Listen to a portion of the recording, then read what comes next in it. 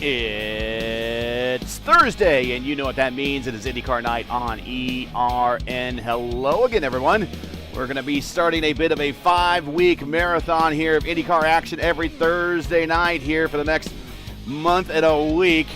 I am Gary Gasso. Welcome to Round 7 of the Elite Racing League's premier racing division, the Warriors for Peace IndyCar Series Championship, as we come to you today from the National Park of Speed, Road America in Elkhart Lake, Wisconsin, for the 4th running of the Elite Grand Prix at Road America.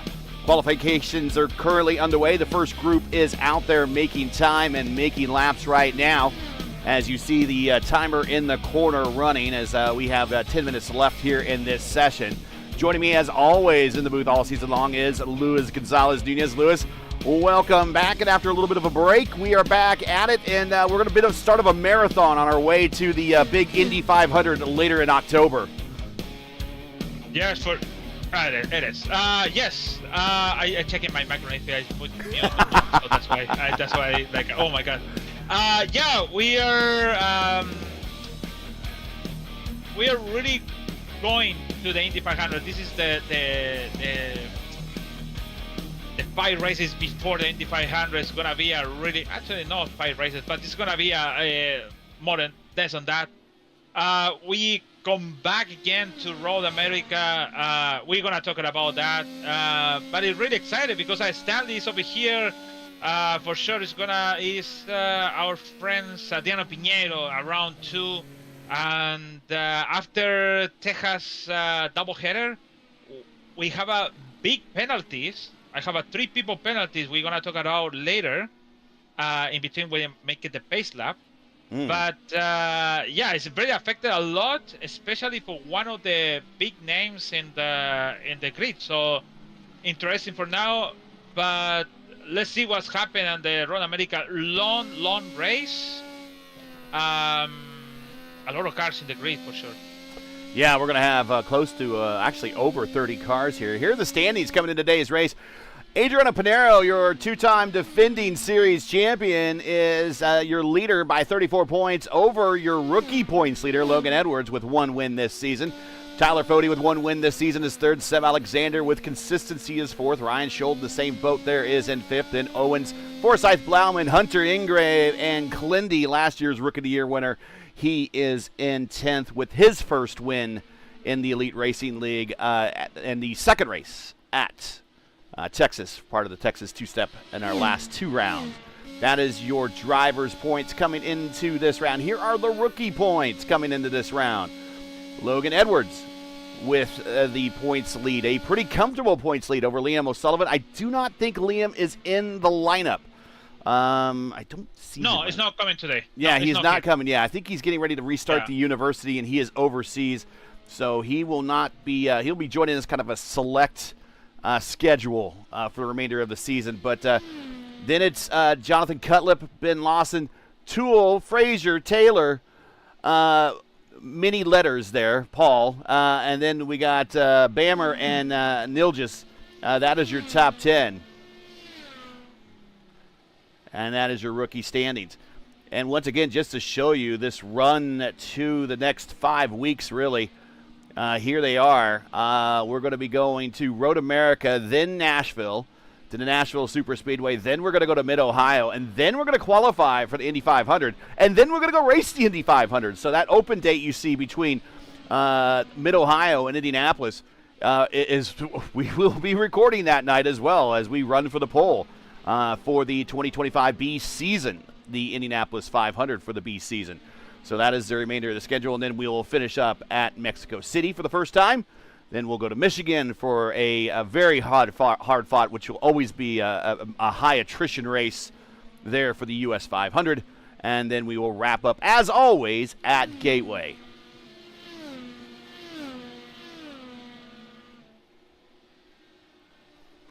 Six minutes, 48 seconds left to play. Stanley on the provisional pole. Frankenfield is in 2nd.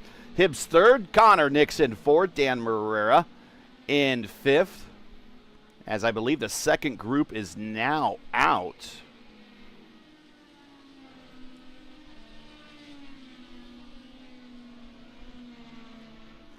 If you enjoy ERN's coverage of the Elite Racing League's Warriors for Peace IndyCar Series and respect the stream, please do us a solid. Make sure you support us by subscribing. And while you're at it, don't forget to smash like and click the bell so don't miss out on future ERN broadcasts. The rule set for today's race. This is a fixed setup race supplied by the league. We are racing on a 4.04 mile, 14-turn permanent road course.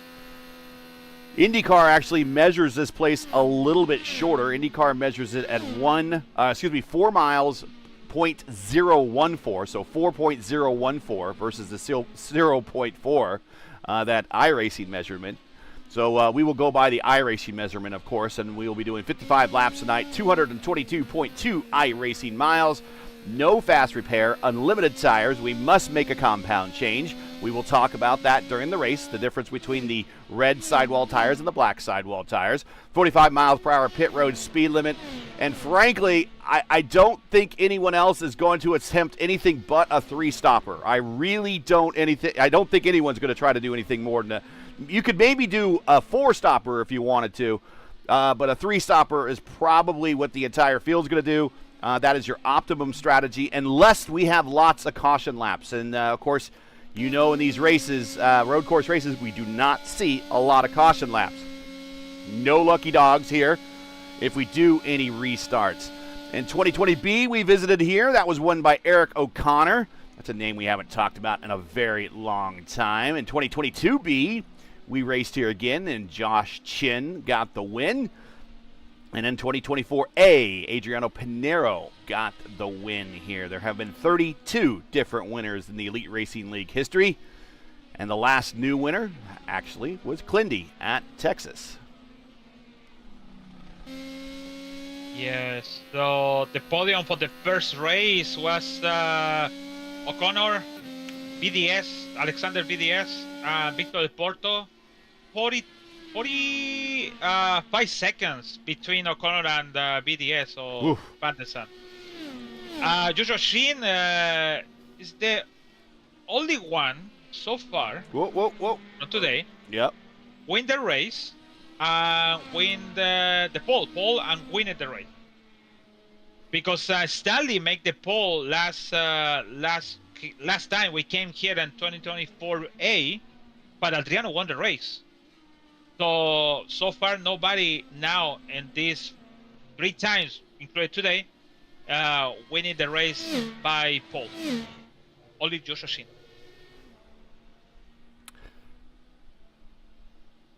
CART and IndyCar have raced at Road America 35 times between 1982 and 2007, and again from 2016 to today. It remains a staple and signature event on the NTT IndyCar schedule for drivers and fans alike.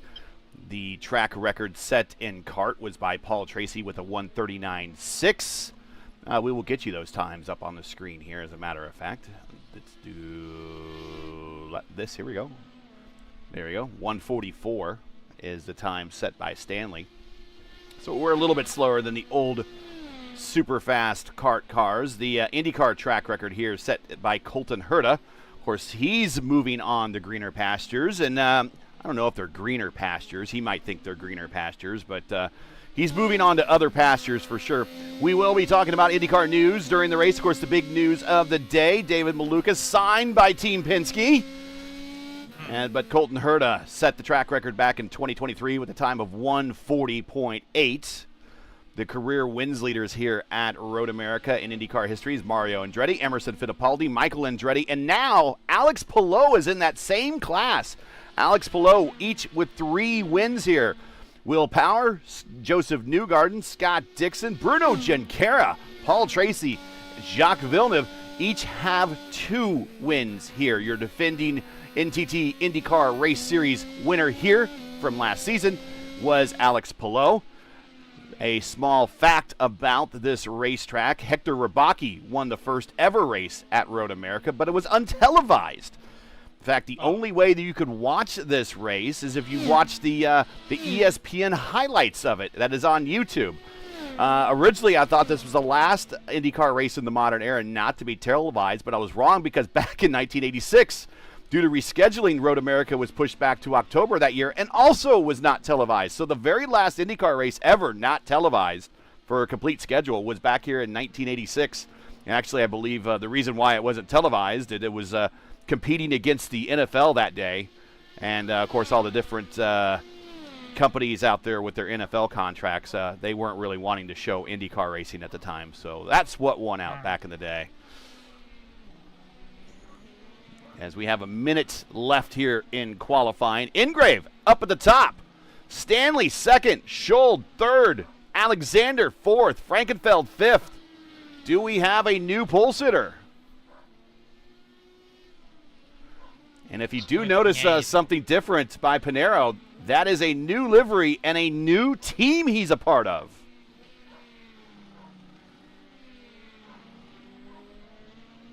Yeah, you mentioned on the fixed series on Tuesday. Pretty good for the people be around with him, actually. And he is now part of Rogue Racing, the Rogue Racing squad. When actually his teammate, Hunter Ingrave, on the pole provisionally with 18 seconds left to play. Hot laps are going to count. Anyone else out there can turn a fast one.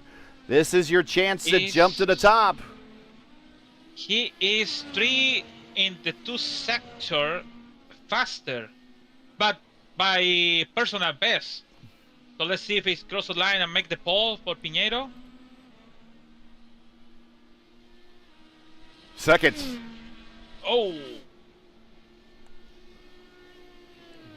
For 3,500.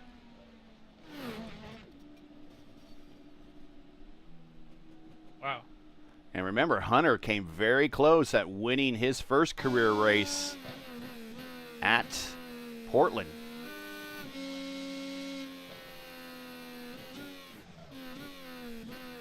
So as final laps are completed, here is Logan Edwards down in 14th.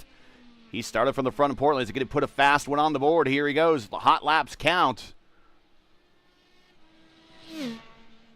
Brian Blowman is the last one to cross the line. Edwards checks in. He moves up only to 12th. Wowman, 5th.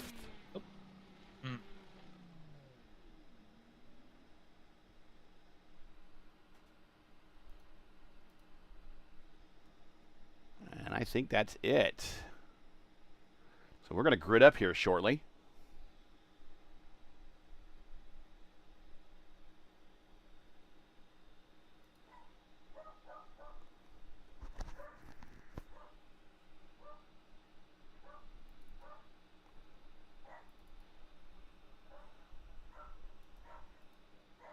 As we are waiting for the session to end here.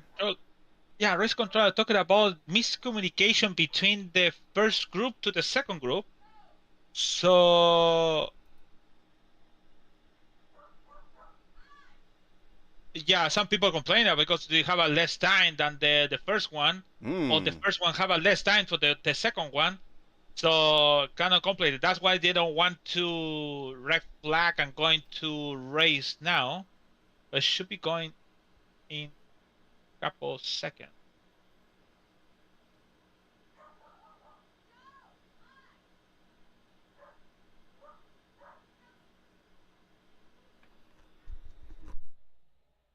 Oh, okay.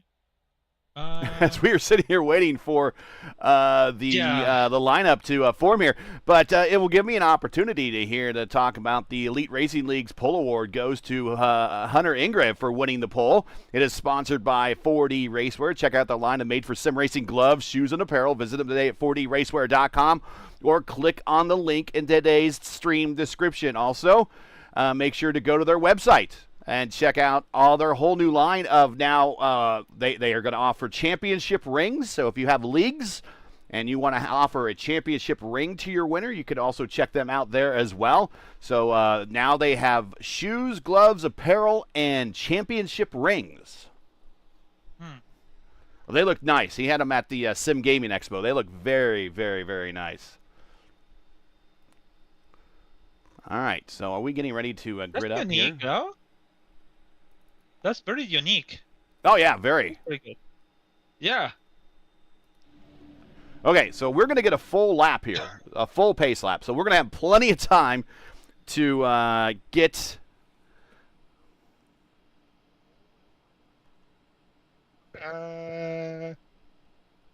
Yeah, you have a lot of time. Yeah, for sure. And we're going to get a lot of time here, so we're just waiting for things to happen. They are gridding up right now. We're going to have 32 cars on the grid, which is actually about 5 more cars than they have in a typical IndyCar race here. So this is a pretty, first of all, thanks for everybody who showed up tonight, making this a very special race. While we're gridding up, go ahead and talk about those penalties.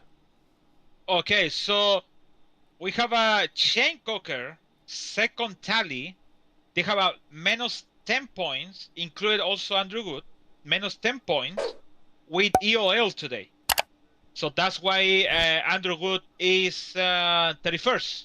So they don't want to be over there. But Chad Frankenfeld, they have the third tally in the season. Means they have a minus 20 points at the championship.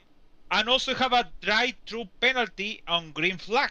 So he can start the race, but he must do the drive-through in green flag. That could be a lot you're gonna lose. At least he have a very big opportunity to at least recover the car or something. But thinking about that green flag in oval. That's a disaster and should be a race over for him, because you can maybe lose 2 or 2 laps or 1 lap at least. So that's the penalty for today. All right. Well, let's take a look at today's starting lineup for the Elite Grand Prix at Road America.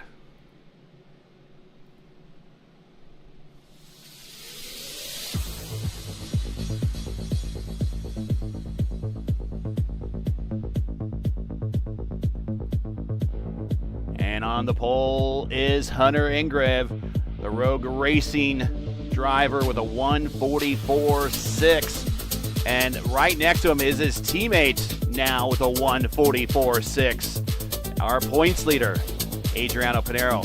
Ethan Stanley, the hired gun this season for the road course. He is road courses. He is lined up on road 2 right next to Hunter Smith.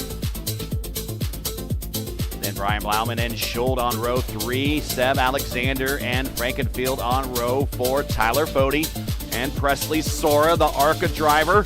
He is in row 5. And we got Hibbs and Edwards on row 8. We'll watch Edwards. Remember, he won at one of the road course races earlier this season at Portland. Connor Nixon, watch him. He is a road course expert. Dan Marrera, he is the amateur champion in the Formula Indy Series from 2 seasons ago. He likes road courses. Richie Hearn, the real-world IndyCar driver, he knows about these road courses. We'll watch him. Craig Forsyth, we'll watch him. He is pretty good on these road courses. Then we have Owens and Heil, Weeks and Clindy, rounding out your top 20. Toole and Camargo, Hobson and Hossack, Keel and Herrick, Aldrich and Lawson, Reblis and Albrecht run out the row 15. And then we do have the catalyst, Andrew Wood, starting in the back right next to Frazier. And Andrew Wood is a threat here. Yeah, I know. We have a light cars with the primarily tires on the black or white tires in there, including the first 3. So Engraved, Pinheiro, and Stanley with slowers but longer in the tires. The rest of the field with red ones, alternatives. And we will talk about those tires and the difference in the compound a little bit later as we get into this race. But the top 3 starting on the prime, 4th and 5th starting on the alternates. Ryan Schuld in 6th starting on the prime. Seb and Frankenfield starting on the alternates. Fode on the prime, and just about everybody from 10th on back for the most part, with the exception of Nigel Camargo, AJ Hobson Reblis, Albrecht, and that's about it. Everyone else is on alternates further on back. We expect the pit window really to be anywhere between 13 and 14 laps. That's kind of what we just really expect, and it's going to be a 3-stopper. So laps 13, 14, laps 26, 28, laps 39, 42 should be the 3 stops, somewhere in there. Pace car is off. Field is under the command of Hunter Ingrave, getting ready to go racing.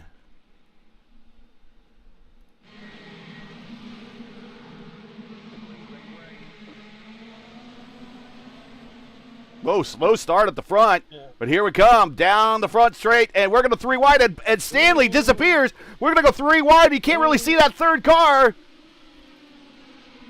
And Ingrave makes it into turn 1 by himself. Now it's Pinero and Stanley, 2 championship rivals from previous seasons. Hunter Smith, 2 Hunters up in the top 4. Down the straightaway. Actually, this is not a straightaway. It actually has a couple turns. There's your track map. Actually, before I give you the track map, let's give you the conditions for the weather. There you see current conditions, 112 degrees on the track temp. Up to turn 6, out of turn 5, uphill.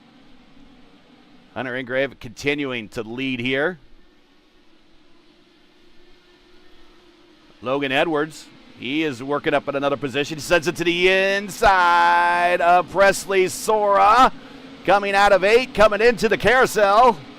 Sora's got the beat on the inside. Logan Edwards going to have the run on the outside. Watch this battle. These guys are going to be stretching the legs here to see who can get to the kink before the other one. And they're going to go to the kink at the same time, and Edwards goes wide. Still side by side down the backstretch. Coming into Canada corner, who's going to outbreak who? And right now it might be Presley, but Presley tries to run him a little high. Into Bill Mitchell bend. Coming to the final corner, hitting ready to hit the main straights.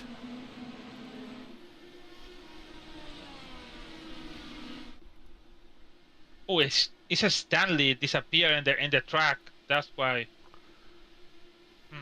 Yeah, and he keeps blinking, and that is not good for the cars that race around him. And I don't recall him having that problem before. So it might just be a local internet issue for him. But your top 5 is Ingrave, Pinero, Stanley, Hunter, Smith, and Blauman. Your biggest gainer so far is Edson Toole, up 5 spots. He is now in 16th. Oh, we have a car in the grass. Michael Hosick. Awesome. Yeah, that's what he gets for racing a NASCAR livery.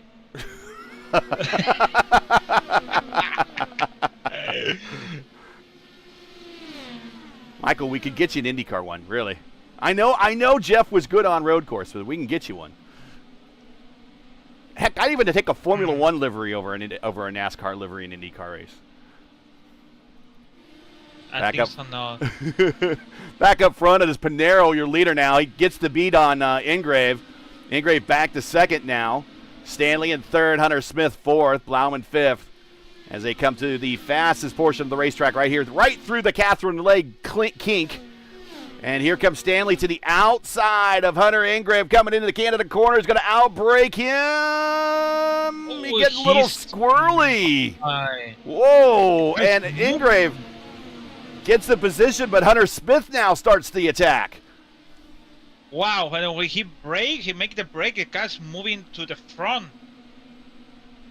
And he got a good catch, but also Ingrave, he can make a good catch also too with the brake. Oh, look at Stanley on the button. To the outside, going into turn 1 down the pit straight. Pinero goes purple with a 1:45.5, and Stanley gets by Hunter Ingrave.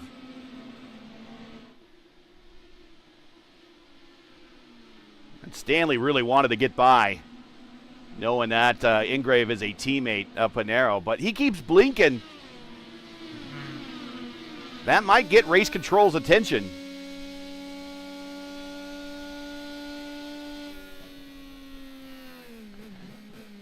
Down into turn 5. This is one of the few passing zones here. It's a 4-mile course, but not a lot of passing zones. Uphill, blind left-hander right here. Tough to see. We're going to take some in-cars and show you that right now. We'll show you a little bit later, actually. Let's go back to Seb Alexander. Seb Alexander is getting really close to Brian Blauman. As right now that whole pack, 5th, 6th, 7th, 8th, 9th, 10th, all right together. Edson Toole up now another spot. He's now the 15th. He is up 6 spots. There he is in the Sprite ride. The green car paying off for good luck for Edson today.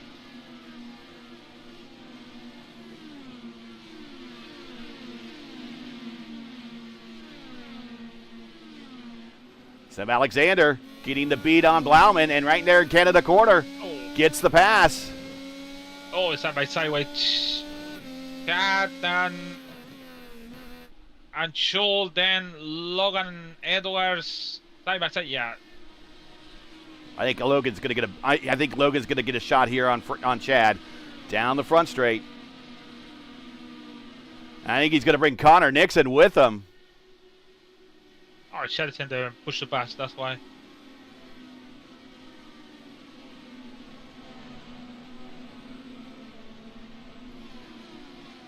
Remember, push the pass.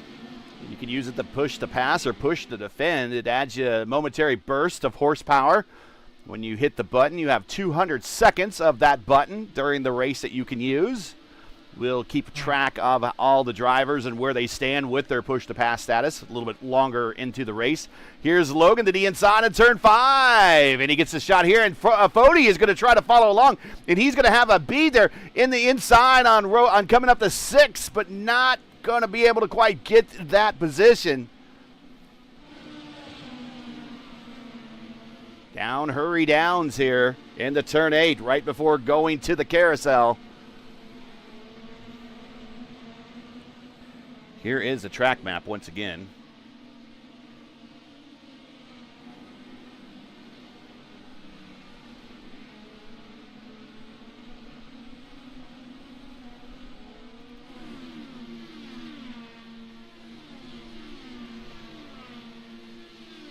Stanley is getting close on Piñeiro. It was 8/10 faster than the Piñeiro last lap. So I know that the draft is strong in there, but it's getting close in the corners. Smith and Alexander Blauman all on the button. You see their names lighting up on the tree on the left side. That means they're on the button. Push the pass.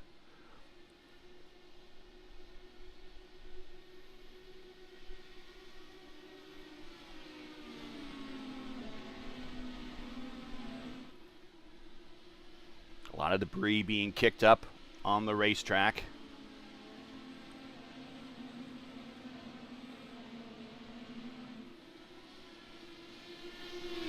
Stanley in the draft of Adriano Pinero. And he's going to take a look to the inside of the braking zone going into the 5. No, not going to be able to get the car sent there. Recollects it back up the racetrack. Let's ride, and I would like to ride with Ethan Stanley, but I'm afraid he's going to blink out while we're doing that. So here is, we're going to ride with Hunter Ingrave.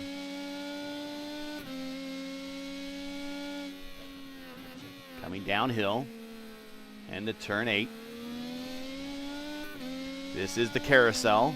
This is turn 9.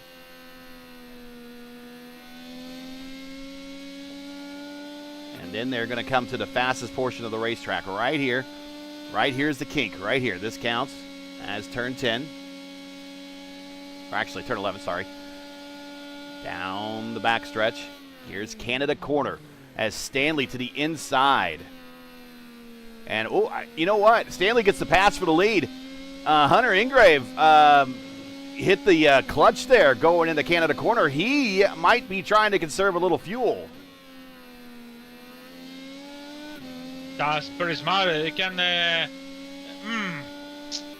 Do you remember last time we came here? I think it was here or was it another one? I think it was here when somebody was. They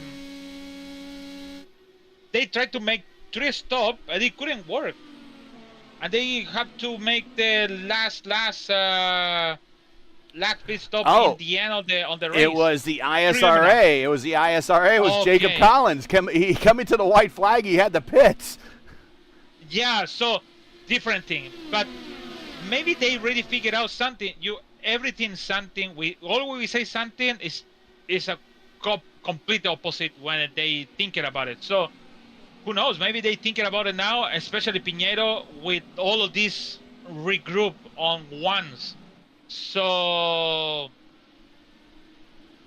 it's crazy this. So I know Pinheiro can go more fast, but I think that they start to make a save it because they make it 147 now. This is 1 second though.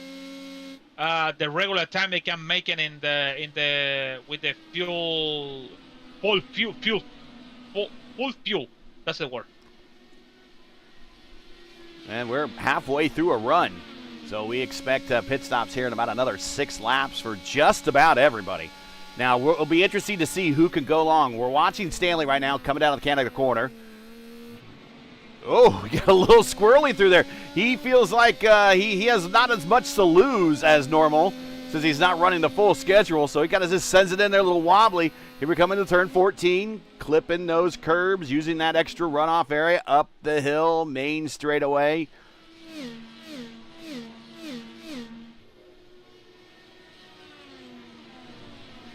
And just show you on the tree, since we don't do an awful lot of road racing here. If you see in the tree here the different color triangles.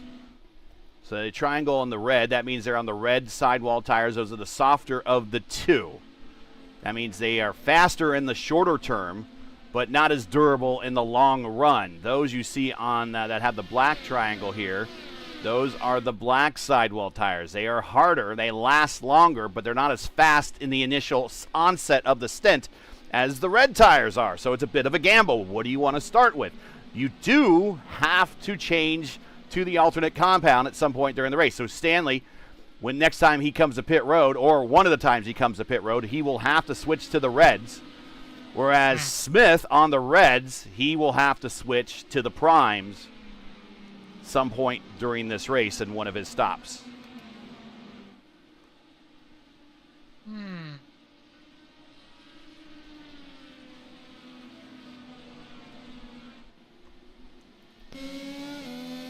Battle between Gavin Hibbs and Frankenfield. Hibbs, the 12th now. Oh, we have somebody out. Let me see. Blake, Frazier is showing out right now, and Matthew Weeks is down in 31st. I think he's still running. I don't think he's had any problems though. Let me see Blake. Out. Oh, battles of teammates side by side, and you don't. And right behind him is Toole got sideways, also in that battle in front of him. Glindy. Well, above Blake. Oh, sorry. Above Blake, yes, he pulled over. That's it. He don't want to keep going with the race. Yeah, that's it. That's the only one. Glindy's still in his livery from Texas. Is he? What livery is he in for you? Is he in the pink? Oh, he's in his pink. Okay, we got to reload the screen here. We got pink and white. Yeah, either word. If you want to ask him for the skin, either words. I still see chat in the black one, so it's not the normal one for me.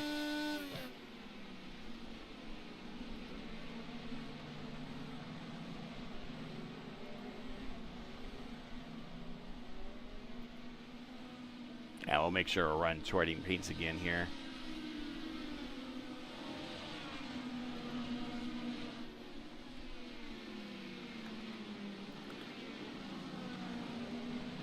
We'll do a refresh. Oh my God!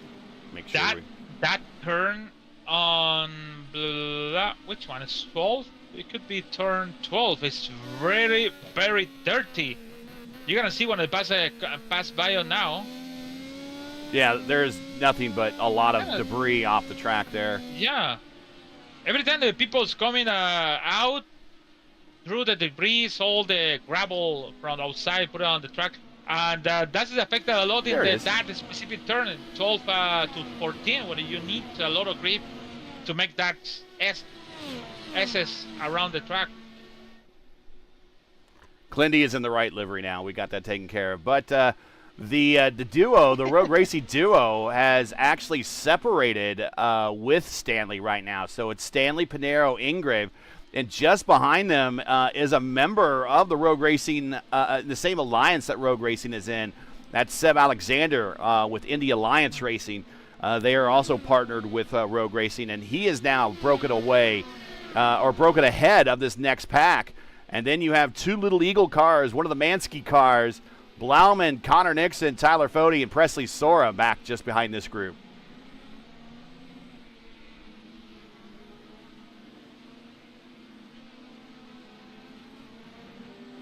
Wow, turn 6 also 2 is very dirty, 5 and 6.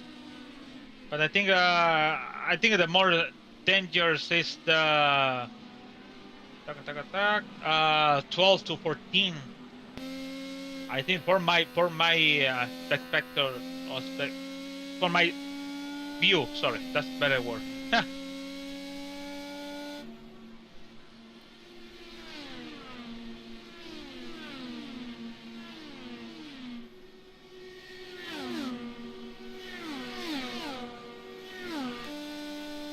Uh-oh.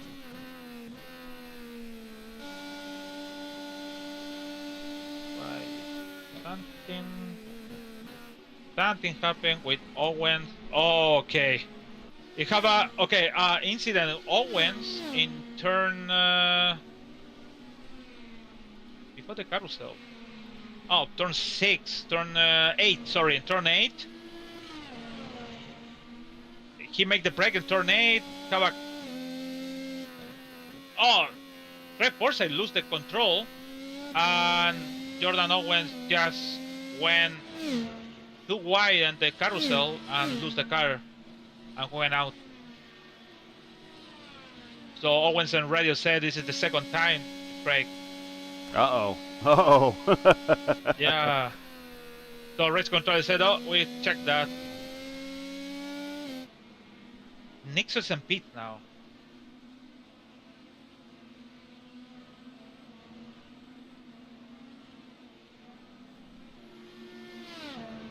Yeah, Nixon is just exit on the pit with the prime tires.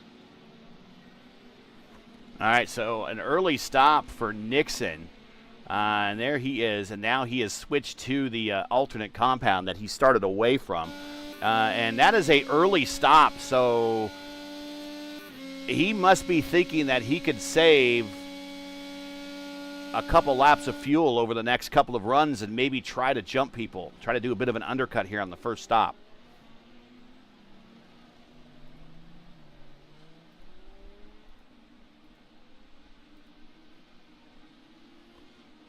Let's go back up front. Stanley and the top three are really starting to pull away right now. Let's give you some gap information.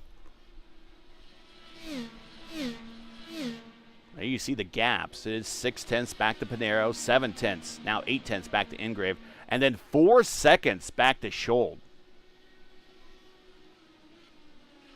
I'm telling you, that blinking is going to get somebody's attention. Race control already know about that blinking.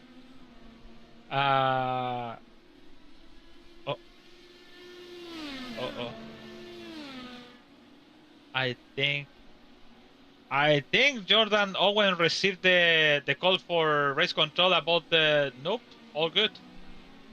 No penalty, no nothing. But it is just race deal because I can see Craig Forsyth losing in turn 8. He have a contact because he lose the car in turn 8. And just Jordan Owen went too wide in the carousel between 9 and 10.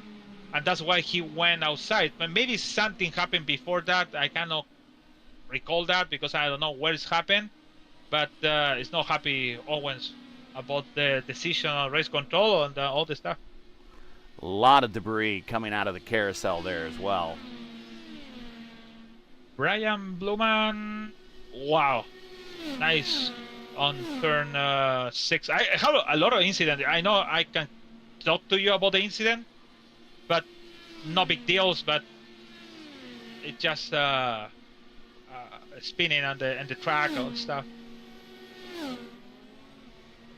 It's not like a oval. It's one incident and it's yellow, and we can talk about that. But here it's just straight green. I don't think he's in the correct livery for. Normally he's in that Danny Angias throwback, and he's not in it right now. It was earlier, so as we look at all the debris coming off of 14, the whole track is covered. It's almost like a dirt track down there. Yeah, it's turns 5 and 6, 14. Yeah, it's a lot. It's really a lot, and that's when the people have to put the wheel in the track. It's not about the have to be like that. No, it's because they put the wheel over there. Sorry, we're watching Pinheiro as he's running down Stanley right now, and he actually going into the turn 5 passing zone kind of rolled out of the throttle early to kind of conserve some fuel. So we are expecting next time by to be at lap 13, and the pit window kind of opens for everybody at lap 13. So we're going to see who is going to make that turn down pit road.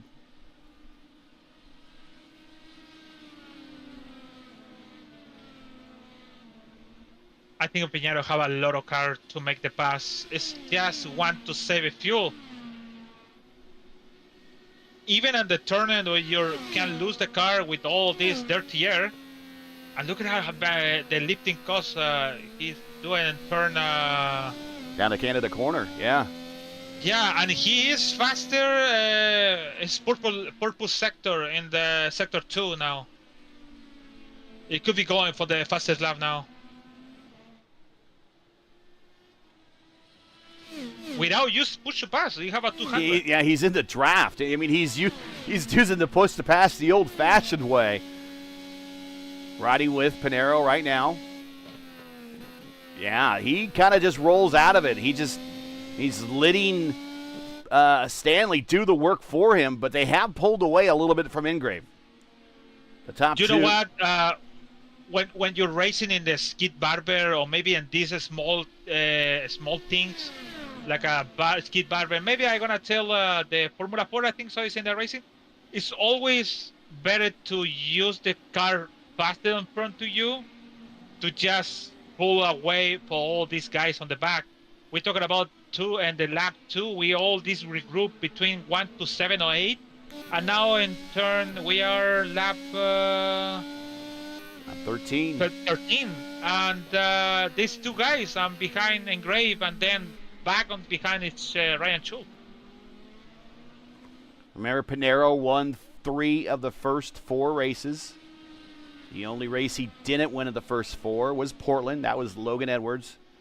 And then he has won 1 out of the last 4, but 3 out of the last 4 have been first-time winners this season, or first-time winners in league history. Logan Edwards got his first win. Clindy got his first win. Tyler Fode got his first win. And Stanley goes wide out of Canada corner, and here comes Pinheiro to the outside through Mill Mitchell's Bend. Whoa, and he was not giving Pinheiro any inches there whatsoever. Nothing. And Stanley apologized because the error on Pinheiro. And Pinheiro wants to make the pass. I think it looked like down the front stretch to the inside, and he clears him, and he gives him the Brazilian clear. Wait, I have a question. You mentioned about the Brazilian clear to Tony Kanaan. I did. He understood about that? I don't think he did, but I think he understood the kind of the inside joke where the Brazilian drivers that race in the Indy Fix Series or the Indy Oval Series at the time. Oh, here comes Stanley back to the inside in turn 5. He kind of got the point that they were racing. Oh, here we're going to go side by side, going uphill in the blind left-hander, turn 6. Stanley's there. They're side by side through the apex of the corner, still side by side on the exit of the corner, but coming down into turn 7, and Pinheiro's going to have the position. Now they're going to race downhill into turn 8. Now Stanley has the position. Whoa! Now they're going to go side by side through the carousel. And you know what? It's helped a lot to Hunter Ingrave to getting close. Yes, Hunter Ingrave loves this. Yeah.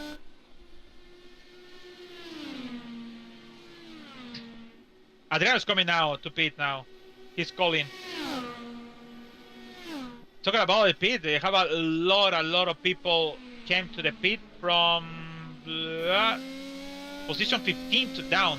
Yeah, Logan Edwards, Connor Nixon. Now, Connor, remember, stopped early, so he's doing an undercut on a lot of people, which seemed to have paid off a little bit. But here comes both the leaders to pit road. Hunter Ingram's going to stay out for another lap. And there you see, this is how long pit road is. We haven't even seen them crest the hill yet to get to their stop. There they are finally.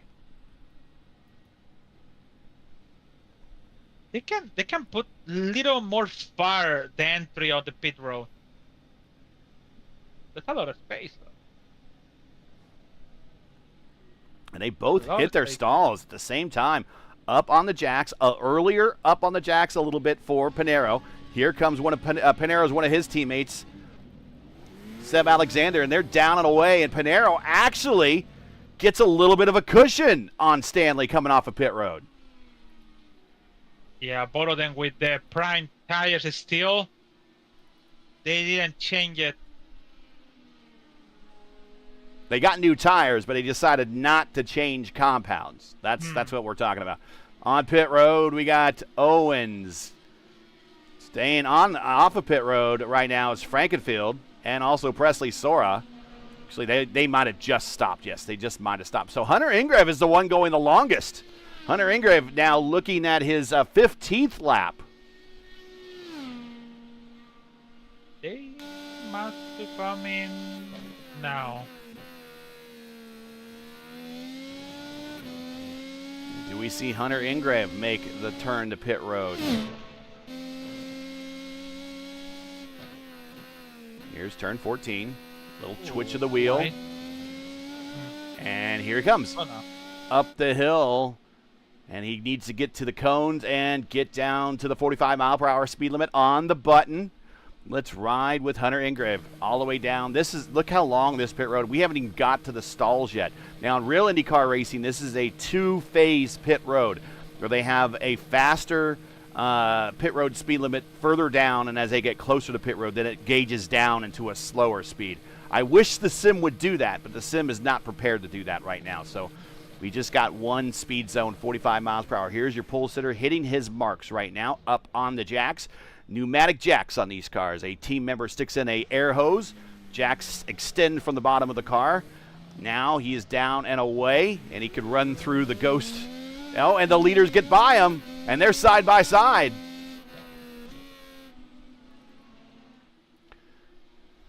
You know, at some point, iRacing have to make your own server. Like you can make your own race, but like your own rules, like a pit stop limit, maximum 60, minimum 40, or maybe the maximum 100.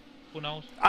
Well, if you race one of the old cars, like let's say one of the old stock cars, or the maybe the Lotus 79 or something. I mean, they raced in the era when there was no pit road speed limit at all. So I think I would want to turn the pit road speed limit off. But there would be like Indy cars at Dover. I think I would want to increase the speed limit of if you do an IndyCar race at Dover with only 30 miles per hour pit road speed limit when they're going 200 on a 1 mile oval. Nah, yeah, you need to pick that up a little bit. I wish they could do that. Makes sense because I think that makes sense because it's too small between one point to the other point to exit, and the exit is really short to go outside. That's why maybe it's like no, I think so have to be less than that, and I guess makes sense. But I don't know.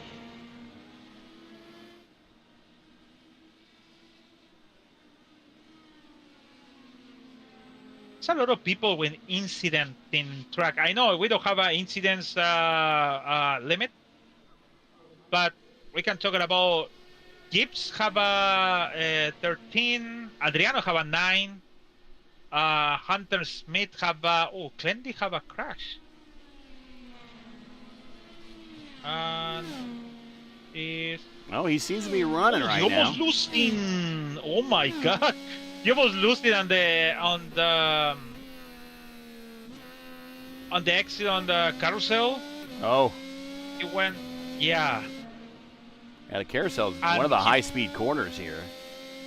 Nice brake. He went to the right, close to the wall, and then went to the left, close to the wall, and close to hit it.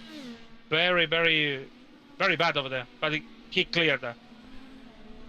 And here's one of your biggest gainers of the day as well. And we'll talk about those big gainers right now, because one of them is a driver that we come to expect. But Logan Edwards up 7 spots to P5, currently second in the points. This is good for him. If he can get around Seb Alexander, he can then maybe set sail for Hunter Ingrev in third, as they battled for fourth right here on the racetrack. Seb Alexander with IAR, Logan Edwards with Mansky Racing. So that is 7 spots. Connor Nixon right behind him. Remember, Connor with a little bit of an undercut. He pitted at lap 10. Now he's at lap 7, so he is kind of the longest out there right now in this current stint. We expect to see him come to pit road here soon. Not too distant future. Not too distant future, that's what I'm trying to say. Connor Nixon up 7 spots. Right down in the order, Edson Toole, who we watched him. He is now extended up through the order here as well. He is 14th. He's up 7 spots. But the biggest gainer on the racetrack out of anything is this guy right here at the tail end of this group. It is Andrew Wood, the guy who started back in the 30s. Well, now he is back up into the inside now, the top 20s. And he is up 12 spots to P19 for the Catalyst. For sure. Oh, disappear. There it is. For sure he can go for 5 more. Now he's going side by side with Copston. Yeah, I think so. He can maybe gain 3 or more position over there in that group.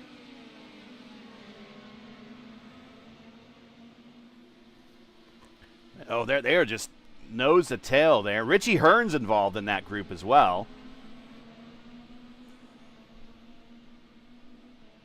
And Richie Hearn's teammate is Craig Forsyth right in front of him. Will ride with the Catalyst.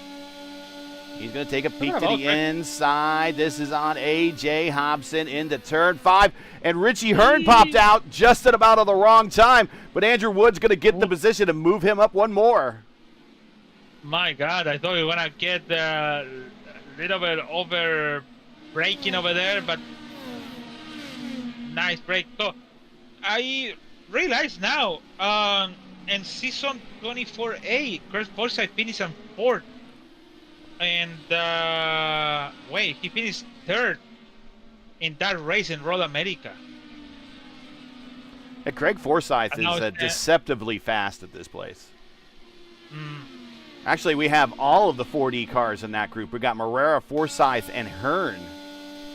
Stanley, purple lap that time by with a 1:45.3.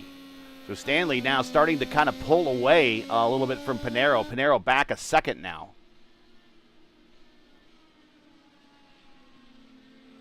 You know what's crazy? They still make it the same times. It's just 2 tenths, 1 tenth slow Pinheiro. But Hunter and Gray, from Hunter and Gray to down, they always make it 1:46. But these only 2 guys from front, Pinheiro and Stanley, 1:45.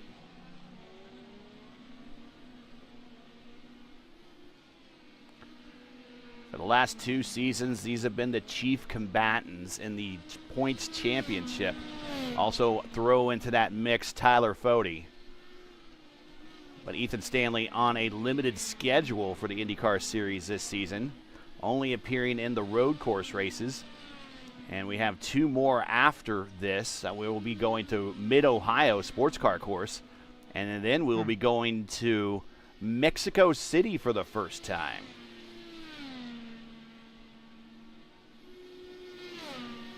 Because the World Cup is now gonna go to Mexico.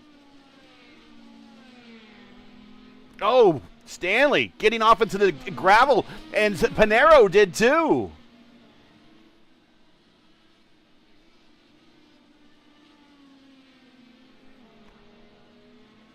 Ooh, you know what?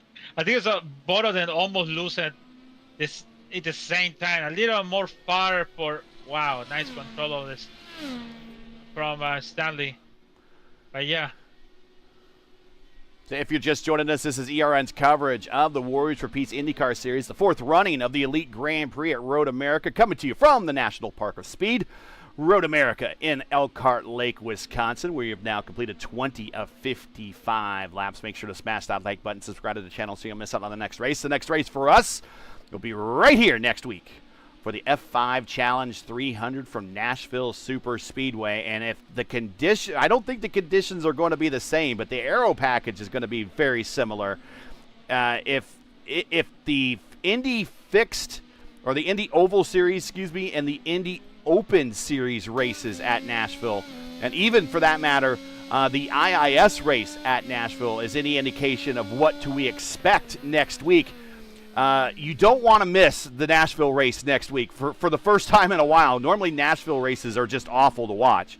But now, with the new aero package on these cars, it's going to be a bit more of a pack race on the 1.33-mile concrete oval in Nashville. So if you're interested in watching what could be maybe another photo finish in league history, don't miss next week when the series visits Nashville Super Speedway. 7:45 p.m. Eastern Time next Thursday right here on the Elite Racing Network. Hey, also here on the Elite Racing Network in December, Elite Racing Network becomes one of the primetime homes for Today at the 500. Oh, Stanley goes wide in 14, and we get a pass for the lead. We're going to go watch that. We got to watch that back. I think bad exit on the turn 13. And that's make the lose the focus on the turn 14. Yeah, he saved that thing. He about lost it. If you lose it once, you're gonna lose it in the other one. So that's unfortunately. But they did a good job to keep the car on the track. And now Pinero with a 1.1 second lead, and they are 5 seconds just about ahead of Hunter Ingrave. As I was saying, the Elite Racing League becomes the one of the primetime homes for Today at the 500, sponsored by Oil and Gas Safety Supply, your nightly destination for all the action leading up to the prestigious PRI Hoosier 500. The last kiss of the bricks for 2025 starts here. The countdown is on, so everybody pucker up and don't miss a second of the action. All week long. Practice here on ERN, practice on P1, qualifying. It'll be me and actually Andrew Wood, who is on the racetrack in 15th right now. We'll be bringing you qualifying for the PRI Hoosier 500 over on the PRI channel. And then for the race, it'll be Arjuna Kankapati and myself as well in the booth, as we will be calling the action for the last big IndyCar race of the year. One of the huge crown jewels for the community, the PRI Hoosier 500. So like, share, and subscribe right here to the Elite Racing Network. Don't go anywhere. Stay locked in, and we will see you in December, on December 1st at 8 p.m. for opening night for practice at the 500 for the PRI Hoosier 500 right here in December. And we're going to have a race of qualifying, and then the race on October here, or September. Wait, October. And then on December. That's crazy. Yeah, two IndyCar races, two big Indy 500 races here on the Elite Racing Network. Or at least part of the Elite Racing Network. The whole PRI thing is going to be shared by about 3 different channels. Oh, my goodness. I think Pinero is trying to give it away. Yeah. He's halfway through a stint. We are now 7 laps into this stint.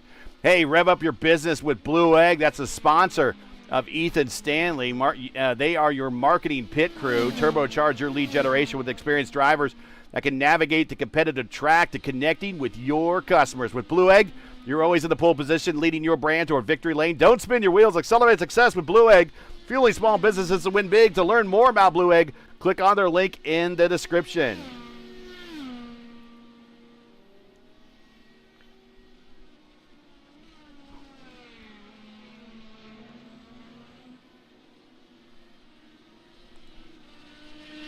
go back a little bit now to a close battle on the racetrack. Connor Nixon, Seb Alexander, Logan Edwards.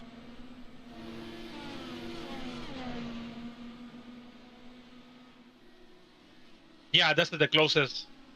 Actually, I don't know. I have a two closest for on 15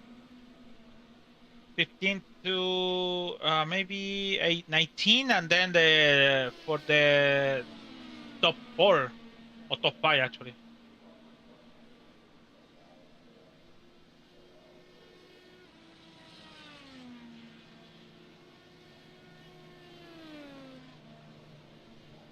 And speaking of Connor Nixon, we're watching him on pit road. He's making a stop. He is coming in about the same that he did last time. He's 12 laps into this current stint, so we went a little bit longer. So on a bit of a different strategy, and he's down and away. I think he's going for 4th stop.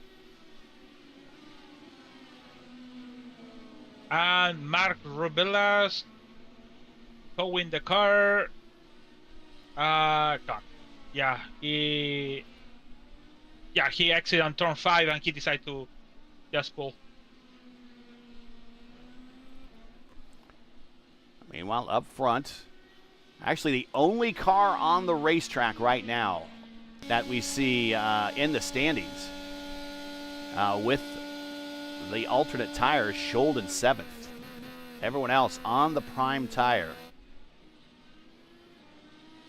Oh, Stanley goes wide in Canada quarter and about bites it. Pinheiro, where is Pinheiro? Oh my God, I thought Pinheiro is disconnected. Ooh. He started dropping down. Look at that, Andrew Wood, 18th spot now, and he already make one more over Tool. Tool. Yeah. Yeah, and he's broken out in front of that pack. He has fought through them. So now he's going to try to pull away. He is just on the precipice of the top 10. Andrew Wood in 13th spot, up 18. The power slide driver steaming through the field right now. Up 18.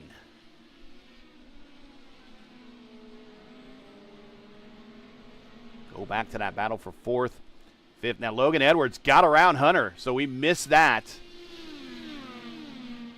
I don't know if I'll be able to find that at all. There it is. In turn 1. Here it is. We'll go back and watch it at full speed. And I'm wondering, this is a result of Hunter saving fuel.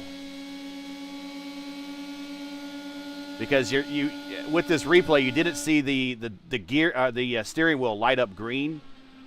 So Logan did that without push to pass. And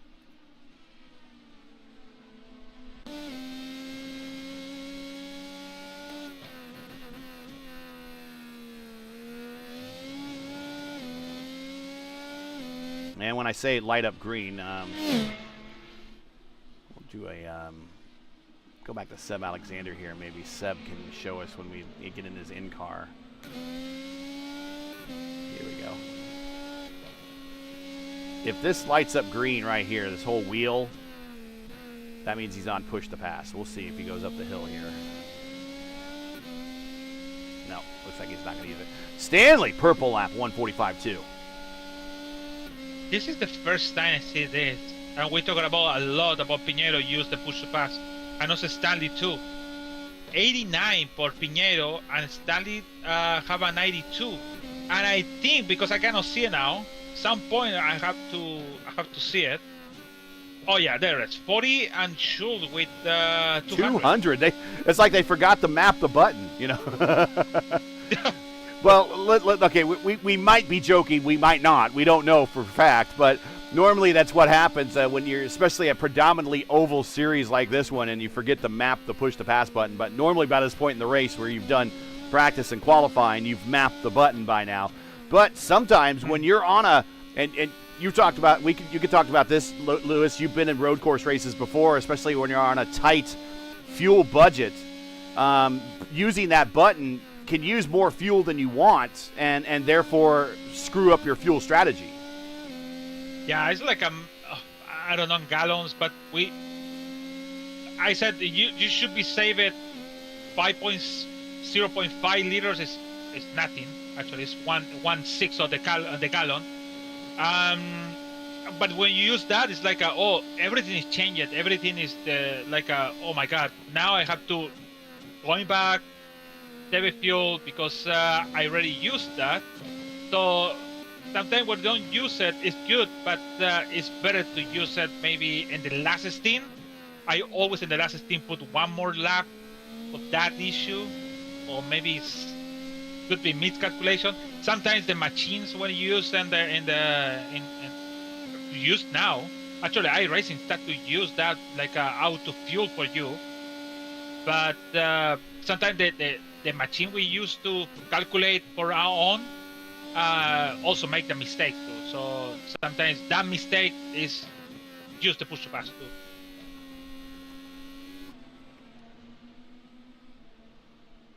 It is Pinero, Stanley, Edwards, your top 300. Ingrid is fourth.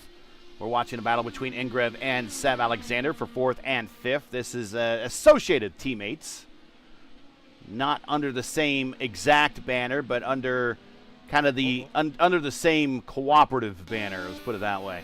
So the big news of the day, speaking of cooperative banners, with AJ Foyt Racing being under the Team Penske banner, or the Team Penske cooperative banner, Team Penske picked up one of AJ Foyt's drivers today, David Malukas. And I'll tell you what, how the fortune has changed for that young man. At one point was slated to be a McLaren driver, got injured, lost his seat, picked up a seat at just, kind of back markers and whatever he could find, then gets a seat back with AJ Foyt, does really well with AJ Foyt. I think he gets a couple of podiums, I believe a podium at the Indianapolis 500. After that, those standings shook out there at the end. And he ends up getting the call-up effectively the call-up to Team Penske to replace, ironically, the guy that's probably given the most grief at Gateway is Will Power. But he's going to replace Will Power. Now, I've talked about it before. I really, really think, I do believe in David Malukas, but I don't believe he's really a proven commodity quite yet. And, even when Newgarden went to Penske Racing, Newgarden had wins under his belt. The last driver I really remember that Penske picked up that didn't really have anything under their belt, Helio Castroneves didn't have any wins under his belt, I believe. Paul Tracy was about as raw as came. Mm-hmm. And I think Ryan Briscoe, didn't have any wins, and I think that's it. Correct me if I'm wrong. But Will Power came to the team with wins. Gilles DeFerrin came to the team with wins. Sam Hornish came to the team with wins, but there hasn't been very many drivers in the history of Penske Racing that have come to the team winless. So this is why I say that I think this is a lateral promotion for Penske and not a upwards promotion, because I still think the better driver, as we watch Seb to the inside, actually the outside coming in the Canada corner, and Hunter just lets him go. But I still think Will Power is the better driver still at this point. Still, my opinion. I could be wrong. I know. It's hard to think about it. Sometimes you need to. It's like a company. Sometimes you need to. We need to make the replace the people. I don't know. I thinking about it, but owner, like a team principal. I think we need to think about future. I know we are really bad on this season. We did a no good job on this season. We need to think about it in future, because Ganassi once again slapped us in Indy 500 and also in the championship. So it's like, okay, we need to do something, but for the future. Sometimes we don't know what's happening in the future, and we thinking about it. I talking about like a principal team. I thinking about it, maybe this is the guy, because some point this guy Joseph is gonna be some point, maybe it's gonna be like willpower gonna be gone, and Scott McLaughlin was experimental from Australia coming to here from this car GT or tourney car to come into the open wheel, and at least he make a good job actually. But it was a really risky decision for Penske, bring Scott McLaughlin for no knowledge about that. For sure, everybody have a knowledge about open wheel because everyone started from karting and stuff. But it was a good decision. But let's see what happened with Malukas. I think it should be a good decision for him in the future. Just maybe a couple of years. Who knows? I think it's going to be, let's see what happened at the time. And keep in mind that Newgarden has now over 30 wins. I think he's now in the top 12 all time. Hunter Ingrave is now our leader, by the way. He's going long on this stint. He's now 13 laps into this stint. A lot of cars coming to pit road. Panero on pit road right now. But keep in mind, Panero and Stanley on pit road. There's Seb Alexander also on pit road in the background. Joseph Newgarden has 30 wins, over 30 wins. I think he's 12th all time now in wins. And, you know, all he needs to do is keep averaging a couple of wins a season. And he's still a fairly young guy, and he could be up there threatening the 40-plus guys, the 40-plus win guys. And that's the 40-plus win guys are going to be Michael, Mario, Will, AJ. So Joseph had 34 years old. Yeah. And 34 years old, the guy have a amazing physical. Physical to him is really. The guy is have a lot of sport in his body, and it's not only racing. The guy's an Adonis. The guy's an absolute Adonis. I mean, he is a handsome fellow, let me tell you. And McLaughlin have a 32 years old. Yep. So it's no more than 5 more years. Same for Joseph, maybe 5 or 3 more years. But Malukas have 23. So I think it's not about thinking about now. It's thinking about the future. Well, there's a lot of pressure to be on Team Penske. Not only pressure to win, it's just once you do win, the next thing you have to do as a Team Penske driver is you got to win the Indy 500. That's kind of it's not a requirement. There's very few Penske drivers that have not won the 500. Specifically, let's see, what Penske drivers have not won the 500? Briscoe has not won the 500. Paul Tracy didn't win the 500. There were some other Penske drivers that didn't win the 500. Whoa, Hunter getting loose there in turn 5. But there are other drivers that kind of were racing for Penske during the split era, like Ribeiro. I don't really count him necessarily, but more of the longer-term Penske drivers, certainly Tracy and Briscoe are the two that I can really think of didn't win an Indy 500, and they raced for Penske for a while. 17 people only race with Penske winning the Indy 500. Yep. 17, included 4 Rick Mears, Castro Neves. 3 for Castro Neves. 1 for let's see, let's go through this real quick, and then we got to get some ads in here because we're running through this race as watching Hunter Ingrave, our leader. Al Unser Sr., Bobby Unser, his brother, Danny Sullivan, Jill DeFerrin, Hornish, of course, Newgarden. And don't forget Donahue. The first one. Yes, the very first one, 1972. Gabby Gibbs lose control on turn 12. And he's on pit hit road. The wall. Gone.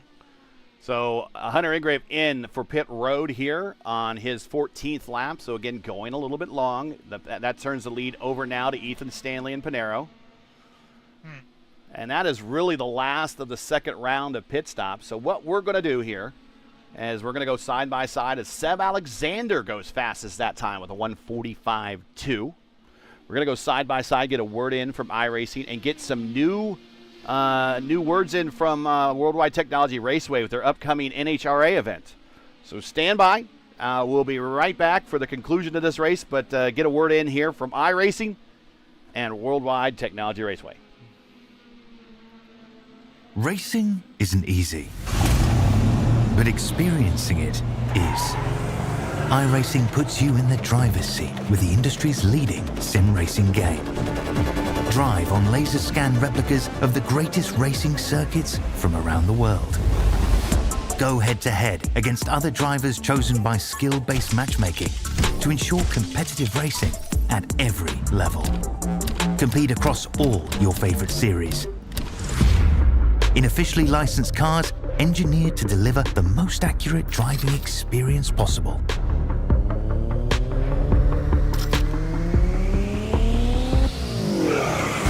Join a race or host your own with players from across the globe. Race against the computer or in a league with friends. Feel the thrill behind the wheel. Visit iRacing.com.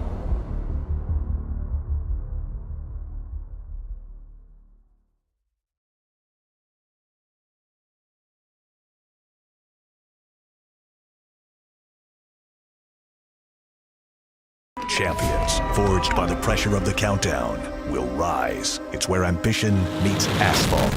Some dreams are made, and others go up in smoke. With only 4 races to go, the gateway to the West could be the way to win it all. September 26th through 28th, the Napa Auto Parts NHRA Midwest Nationals roar at World Wide Technology Raceway.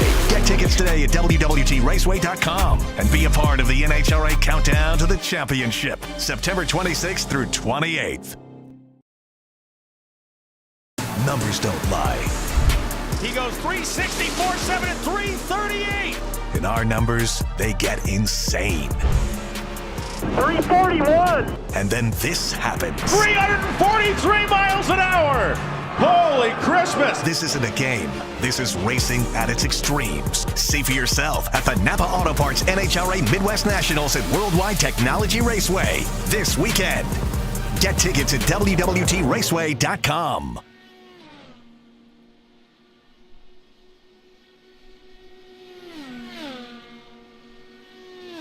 And we're back, lap 32 of 55 for the Elite Grand Prix at Road America. Your leader is Ethan Stanley, who is racing a limited schedule this season, and he is only doing the road course races. We only have 4 of them this season. Portland, Road America, Mid-Ohio, and Mexico City. He's currently your leader. He has dominated a lot of this day, but being dogged by every second of it by our points leader, and the winner of the last 2 series championships and a debut race for a new team today is Adriano Pinero. He is currently in second. Logan Edwards, who is second in the points and leading the rookie standings, now third on the racetrack. So this is exactly what he wants as well. He wants to continue to get these podium finishes, and of course he won at the first road course at Portland earlier this season, and the closest ever finish on a road course here in league history. Currently, he leads a small train of himself, Seb Alexander, and Hunter Ingrave, who started from the pole here in this race, for 3rd, 4th, and 5th. A little bit further on back, we got Connor Nixon on a slightly different pit strategy from everyone else. He is up in the 6th spot. He is up 7 from where he started. Tyler Fode, also one of our points leaders. He's in 7th spot. Ryan Schold in the PRI Hoosier 500 entry. He is in 8th. Then we got Blauman in 9th. And Presley Sora, the ARCA Menard Series driver, he is in 10th. And don't forget, I believe when that new NASCAR game comes out, Presley Sora is going to be in it as one of the drivers that you can compete against. The ARCA Menard. I thought that list, when I sent it to you, it was like, iRacing is gonna make this new NASCAR Menard Pro Series or whatever, and he was selected for that. But when you told me no, it's gonna be on the game, it's like, oh, okay, that's good. Pretty nice. Like the old EA Sports commercials. If it's in the game, it's in the game. A little bit further on back, Chad Frankenfeld is 11th. His teammate, Hunter Smith, is in 12th. Andrew Wood, who started basically shotgun on the field, the Catalyst is now up 18 spots to 13th position. Let's go back and take a look. He's all by himself. And he is about, let's see, we get some gap information here again. What's the closest for him? He's only got about 2 seconds to Smith. He might be able to get Hunter Smith. Hunter started up front, kind of faded to the back.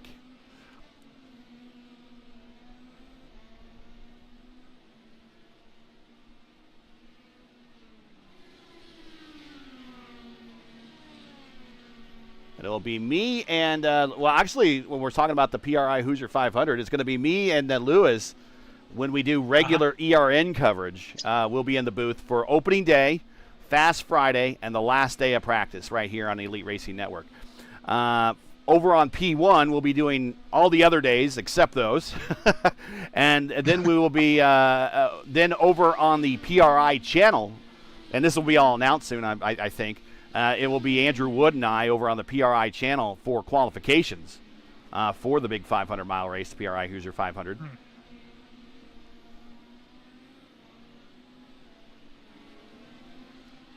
We'll be calling the qualification runs. My God. Hunter Smith, almost 40 incidents. Basically, so when you talk about the incident, it's just when you're off track, or maybe you have a contact, or spin for something, or have a contact with the other guy. So when you're off track, it's 1. When you have a contact with somebody, is 2. But if you have a damage, you have a 2. But if you have a contact, if both of them have a damage, is 4 times 4. So Hunter Smith have almost 40. Adriano Piñero have a 26. Now we don't track. We don't track as part of the overlay. We don't track incidents. We track obviously what tire compound you're on, and we can track a number of other things, but we don't count incidents. We see that in our own supplemental timing and scoring. Incident-wise, Stanley has 13. Pinero has 26. Logan Edwards only has 3. Seb Alexander has 3. Tyler Fode only has 1. Andrew Wood only has 2, considering where he's had to drive himself from. But you're right. Hunter Smith has had a bit of a rough day. I mentioned this because one of the drivers, I don't remember who made the question. They said, "Oh, guys, we don't have it's a limit or with limit with DQ or penalty." I said, "No, it's unlimited, so it doesn't matter." Because normally in the real life, for sure, the drivers we got a problem here on the racetrack. Hold on. Ben Lawson moves over for the leaders, and he just got caught at the wrong time at the wrong place in that A.J. Foyt livery. Now, keep in mind, A.J. Foyt did not have very good luck at Road America. He had a very bad wreck here that basically ended his active driving career. Oh, yeah, I saw the video. Yeah. Yeah, he still has that, I believe, at his shops in Texas. He still has that chassis to show people kind of how demolished that was. But, yeah, his feet got mangled pretty bad toward the end of his career there. Nixon and Harrigan pits now. Nixon pit road. Last stop, we believe, for the Australian. He comes down and hits his marks. We do see the 44 of Herrick. Oh. And down and away for Nixon. Last stop. So he should be able to push all the way to the end.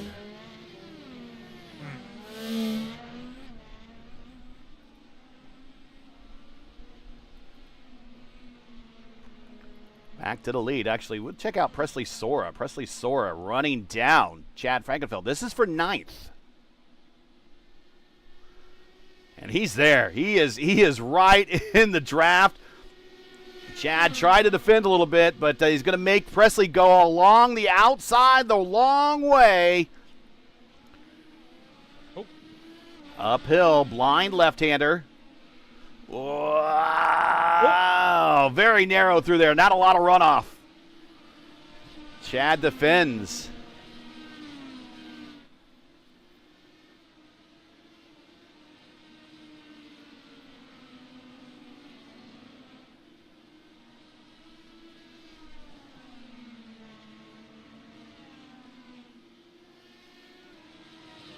Oh, almost Presley losing on the carousel.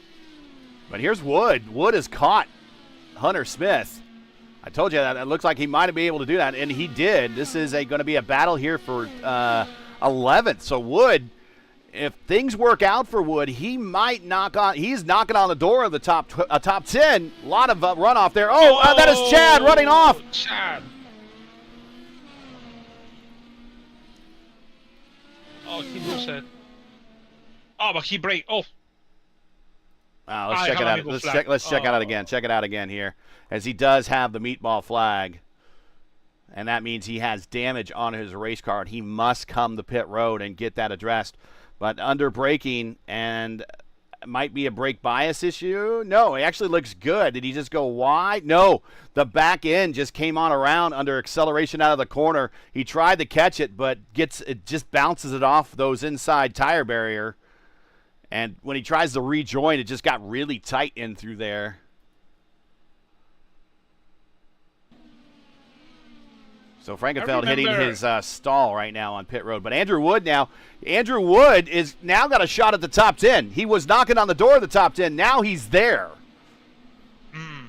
I remember watching a video when all the pandemic stuff, and invite to Lando Norris to race in IndyCar. And I remember the guy playing with the brake bias in every single turn in COTA, in the Circuits of America. So in turn 1 he put something, and then he put it down to use the other one. So it's not a joke when sometimes you have to play it or release some pressure from the front to put it on the back, just to make breathe the brake bias. I know it's people thinking about it's a game, but it's not. Basically, everything is like precise to make the turn. That's why sometimes this guy can make the turn exactly, and the next one they over braking. So it's pretty. There's pass. So Andrew Wood, realistic. Andrew Wood, yeah. Andrew Wood gets around Hunter Smith and gets the position, move him up into the top 10 now. And, you are right. In these Indy cars, you can play with the brake bias.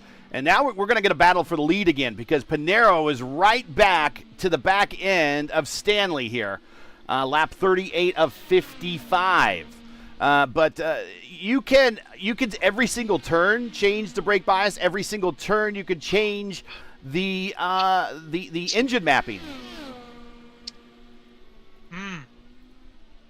And as one of the things that that I learned from Stanley that he talked about that he did at some previous races last season is that I believe at his win at Indianapolis and also his win at Sonoma, he would adjust the engine mapping just about on every turn, so he would be able to save fuel. Now, that's harder to save fuel here at Road America because it's 4 miles long and you're on 100% throttle for so much. Here's Pinero. He is gaining, and he is right there, right on his attenuator in turn 1. It is getting close because it's pitting. So the pit window for him is really open. No, it's not open, actually. That's still... Yeah, we got about another 4 to 5 laps. 4 laps. Yeah. Is close. 5 laps for sure will get you to the end. But we're watching this battle for the lead between the Roadmeister, or the hired gun for road races this season in the IndyCar series here in the Elite Racing League's Warriors for Peace IndyCar Series. That is Ethan Stanley. He's just showing up for the road course races, where Adriano will be here all season long looking to defend his season championship for the last 2 seasons. So right now, I mean, really, if Stanley wins, it's not hurting Pinheiro. Pinheiro basically will be next in class. Hunter Smith. Oh, no. Hunter Smith have a problem? Yeah, and the exit in the carousel. Oh, and he has a floppy To nose. the left. That's just insult to injury. He tried to keep going on the grass, and then he found this jump, and he hit the wall, and yeah. Just insult to injury. Hunter started off very well today. Started 4th. Now, right in front of the leader here, Pinheiro, is Victor Aldrich. Victor's been doing a pretty good job with pace, just pacing himself. He's in 22nd spot now. Last car on the lead lap. And he's going to want to look for a spot to kind of dive out of the way from these 2 leaders. And this is the straightaway to do it if he decides to do it. Or is he going to push to maybe the carousel? We'll see. Down the straightaway. Let's ride with Ethan Stanley. His connection is kind of solidified here a little bit. Let's use the Robbie Gordon cam. Andrew Wood? Yeah, make the pass on the Precisora, sorry. It's going on 10 now. Now he's inside the top 10. He was inside the top 10, and now he's back out. Now he's back in. I think we had some cars change around here on positions, but now he is in the top 10, yes. Let's go back to Ethan Stanley. He is around. They got around Victor Aldrich. Let's go back to Adriano Pinheiro. Let's ride on the Robbie Gordon cam with him.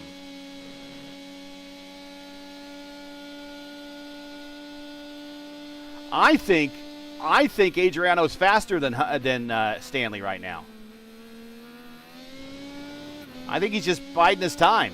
He's got 16 to go. I mean, we still have a third of the race still here to go. I know the guy's fast. I know he's still behind on the Stanley, and he keep going over there. And I always thinking about this. If I can stay behind, or this guy on the back, me, is still behind on me, it's because he's fast. But both of them, the point is, both of them doing 46. Remember that one of the stints, he make it 45 each. So basically, both of them, they save a fuel. So I know we're gonna have a sprint race for the victory for sure in the end. 1 second.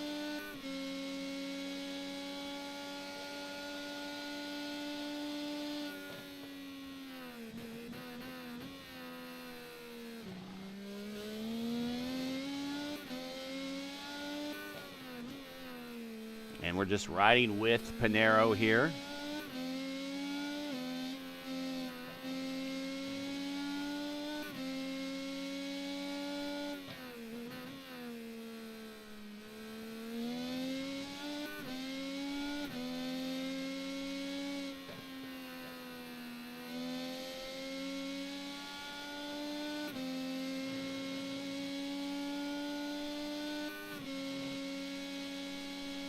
And riding again with Pinheiro down the straightaway through the Catherine leg kink, and now down into Canada corner. So how did this become Canada corner, you ask?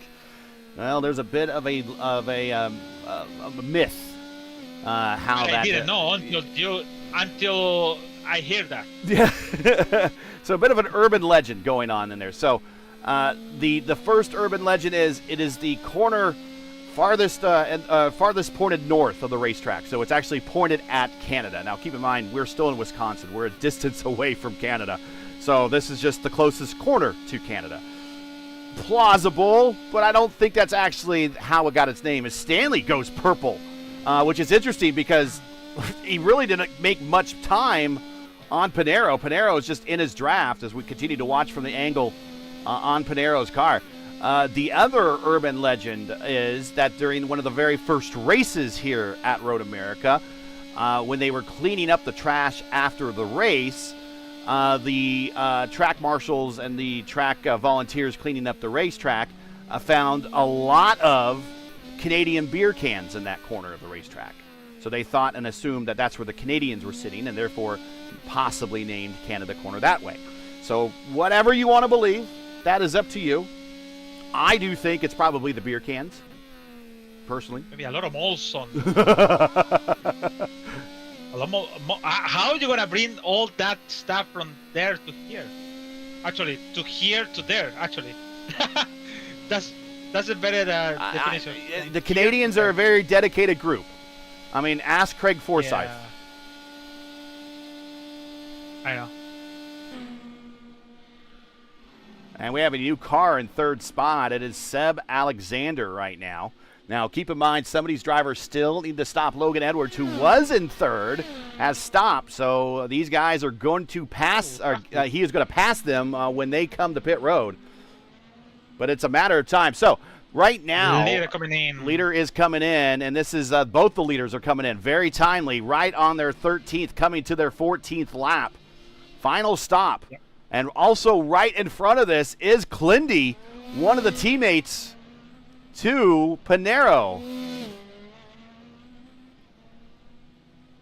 Yeah, I think I'm going to say this is really, really difficult to make the teamwork in road because it's really obvious you're going to do some stuff and you can get a penalty, but in oval, oh no, black flag for Pinero Stanley? Whoa, both got a black flag for speeding coming to pit road. This is huge. This is huge. They're going to get held for 40 seconds. This is really huge. Seb Alexander is going to pass him on pit road. Hunter Ingrave is going to pick up the lead. What happened? We got to go back and see that. So Stanley crossing 47 and Pinero in 40 something, but is something happening between? So let's watch at full speed here. And I want to go back a little bit further, and we'll ride at full speed with Ethan Stanley.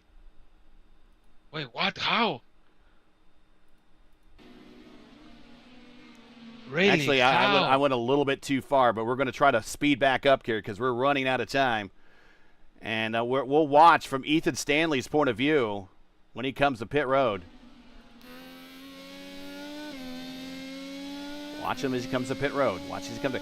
He's going to get to these cones at the top of the road here. I don't know. He looked. He looked like he was on the limiter.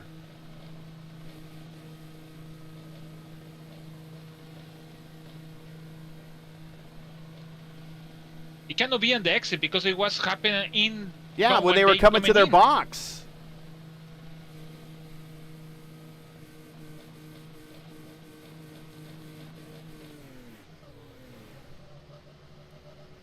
I don't know what happened. I really can't tell from that angle where they got caught speeding.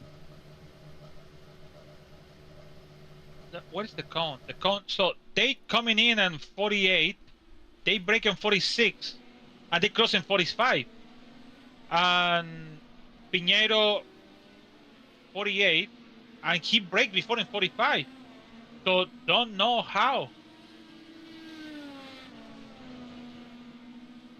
Don't know, man. Mystery at a racing. USAC. USAC penalty. We can talk about USAC penalty. Like something magic is coming at some point. It's like, okay, let's make it this penalty for these two guys. I don't know. Don't know, man. Both of them just reacting with the lol or no lol. Pinero said and Stanley GG. So. So the leader now is Hunter Ingrave by 34 seconds with 12 to go. And he's coming to pit road. This is his final scheduled stop. He cannot speed here. Whoa, he got to the cones quickly. No black flag. Final stop for your leader. Does Seb Alexander pass him on the racetrack? But you know what? They got the black flag when they really in the box.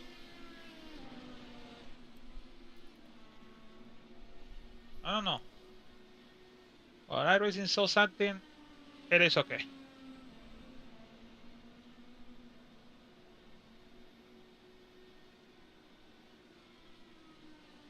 And here comes Hunter Ingrave out. He's going to race. Seb Alexander coming out of the pits, coming down to turn 1. And Hunter Ingrave is going to hold on to the lead.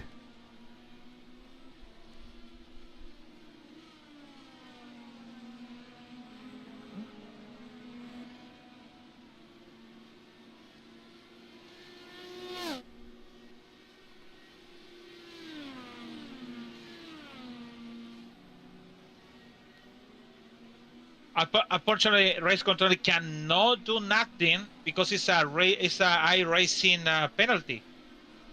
To be fair and fair, have to be leave it like that. They cannot, even for the show. If it's for the show, they cannot make the change because happened that. They can complaining, but iRacing ready through it. So.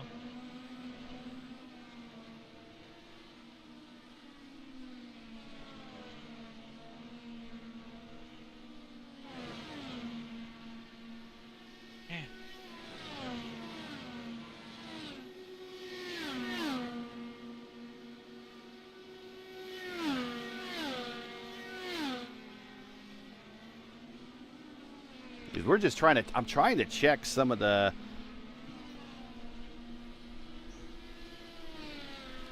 stats here, and I don't see what happened. I don't really see what happened. So, okay. Pinheiro, no, I don't know. Pinheiro before the cone it was 44, and Stanley in before the cone was 45.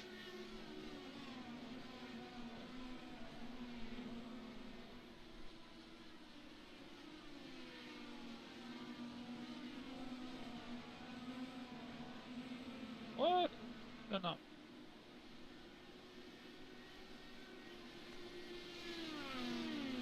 Well, let's see how this thing plays out. And right in front of Hunter Ingrave is one of his teammates, and that is Clindy. And I would imagine that's one of his direct teammates with Rogue Racing, as a matter of fact. So I would imagine Clindy will probably get out of the way, not hold him up for Seb Alexander. But Seb Alexander is one of the associated teammates under the whole umbrella that part of Rogue Racing belongs to, and IAR belongs to, and Satellite Racing belongs to. And Hunter Ingrave sends it to the inside of Clindy and gets the position. Clindy's just going to stay slow and wide there, allow Seb on by, and now Ingrave by another slower car. That is Albrecht.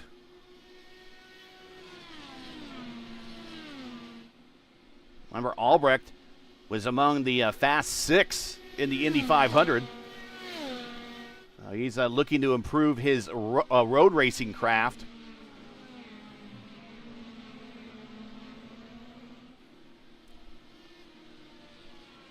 And now we're going to come to less than 10 to go. But keep in mind, this is Road America, guys, where it's a 4-mile lap. It's almost 2 minutes to complete a lap here. It's actually 1:45. It's kind of what it comes down to. But it's 4 miles. Okay, sorry, I have to come back with this. I'm going to close with this. So, at some point, when they enter, both of them crossing 46 miles per hour for maybe 1 second or maybe less than that. And again, so it's 3 times in maybe when they coming into the middle of the pit road. If they both of them did the same thing. So sometimes they I know it's not cheating, but sometimes you can see it. They click up, down, up, down, up, down. Yeah, on this. Yeah. You do the changing of the gear. Yeah, that's a little known strategy. Oh wow, Hunter Ingrave, turn 6 gets wide. So that make you 1 mile up, sometimes 2, but that's the penalty. And road is really sensitive. In oval is like we can let you pass. It doesn't matter. But in road is really sensitive, especially with all of these small margin of miles per hour, very slow thing. It's very sensitive, and sometimes happen when you're do many times you can have that penalty, and that's happened. All right. So what we're going to do here is we're going to get some business paid for. I do want to talk about Blue Egg Marketing. You can rev up your business with Blue Egg, your marketing pit crew, turbocharge your lead generation with experienced drivers that can navigate the competitive track to connecting with your customers. With Blue Egg, you're always on the pole position, leading your brand to a victory lane. So don't spin your wheels. Accelerate success with Blue Egg, fueling small businesses to win big. To learn more about Blue Egg, click on their link in the description. Also, we do have to thank, we would not be here if it wasn't for the Warriors for Peace. They are the proud sponsors of the ERL IndyCar Series. Warriors for Peace is an Indianapolis-based nonprofit organization working to end violence and inspire peaceful change. Founded in memory of Jack Shockley, they support youth through scholarships, mentoring, and community programs. To learn more or to support their mission, visit their webpage at warriorsforpeace.org. All the links you need are in the description. We want to thank Warriors for Peace for their continued support of this signature series. We want to do one more ad break, and then we will bring you the rest of this race uninterrupted.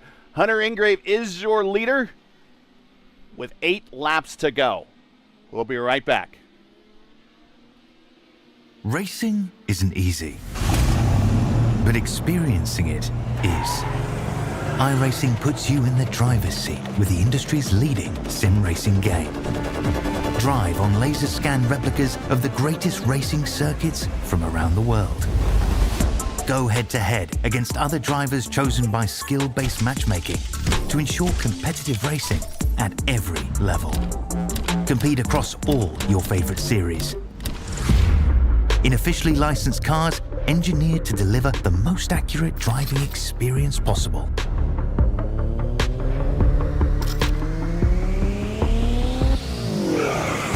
Join a race or host your own with players from across the globe. Race against the computer or in a league with friends. Feel the thrill behind the wheel. Visit iRacing.com.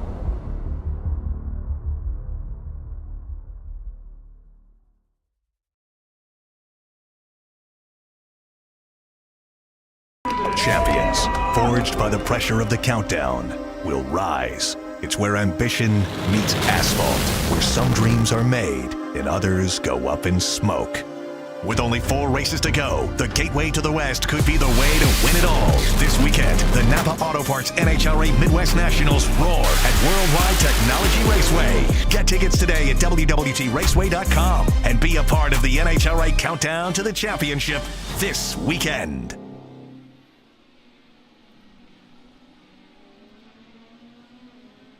And we are back for the final 7 laps here for the Elite Grand Prix at Road America.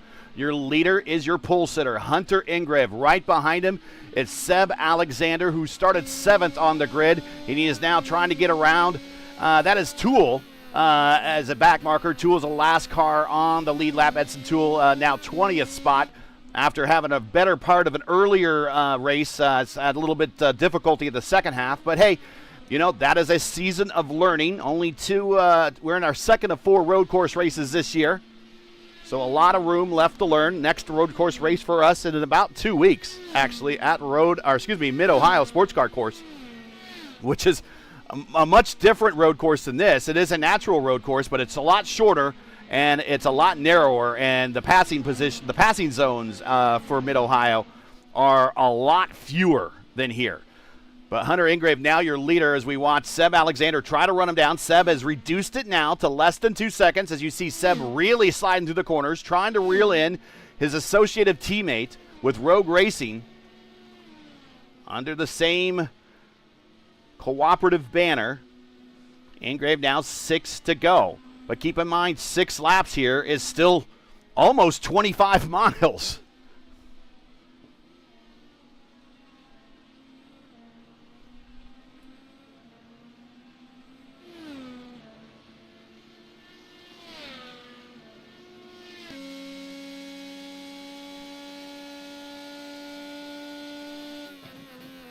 Look at Hunter take that wide turn 5 runoff area there. You could definitely cheat on that runoff area there. Take a little extra space. Up the hill, blind left-hander. Little runoff area there. Remember, Hunter Ingrave started at the back of the pack at Portland and stormed all the way to the lead on an alternate strategy. And really, it was Logan Edwards that dominated that day. But it was the way that Hunter executed his strategy that put him on the freshest tires very late in the race.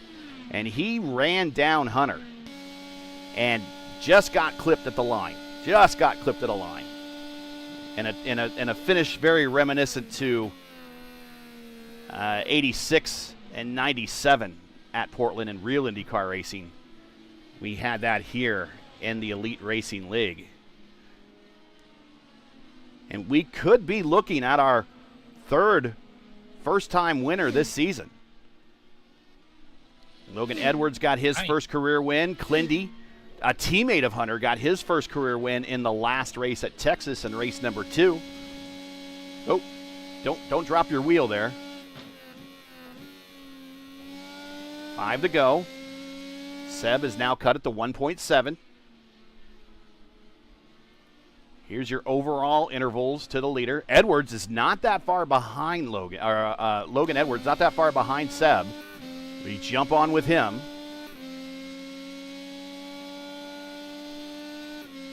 And this is big right now for Edwards. If he could just finish here or better, he's making up points on Pinheiro. That is a good thing for here for the championship. That's why.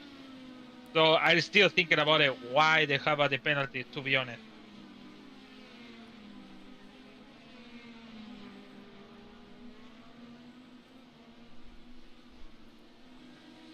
Track conditions, 103 on the track temp, 74 on the ambient. So the track temp is getting up there. And Ingrave on the red tires, and that lead has been cut to 1.4 seconds now. And Hunter has traffic in front of him in the form of Thomas Keel. I imagine Keel would probably get out of the way, but Hunter 6 laps into his run, though, whereas Seb is 8 laps into his run.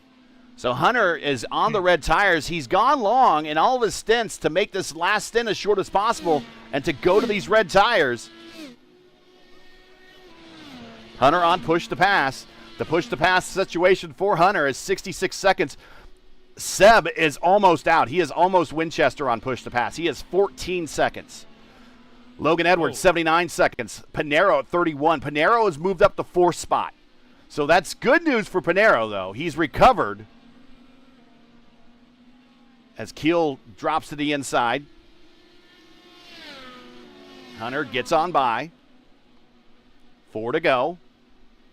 So Pinheiro only getting one position, or actually, if we were to finish right now, Edwards would be finishing only one better than Pinheiro. So it's going to be a small cut right now in the standings. Remember, this is the standings as we came into today. We'll show you here on the screen here. Pinheiro with a 34-point lead. That might be more in the neighborhood of inside of 20 or inside of 30 for sure if we were to finish like this.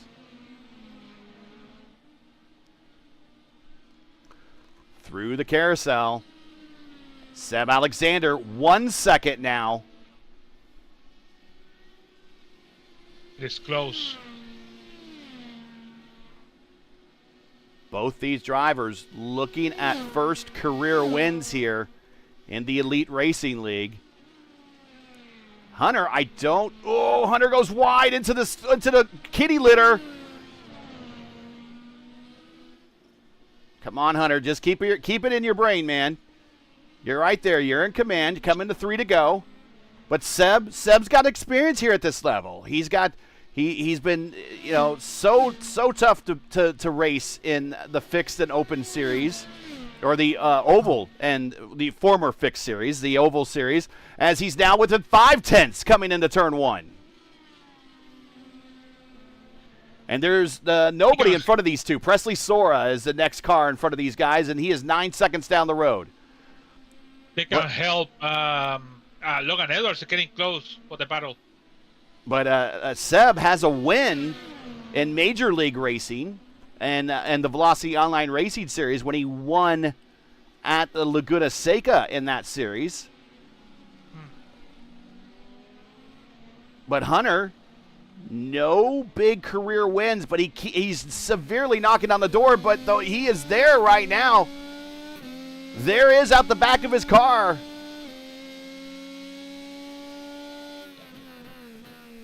Oh, he's so close now on the turn 8. This race is not over yet, people. Don't go anywhere.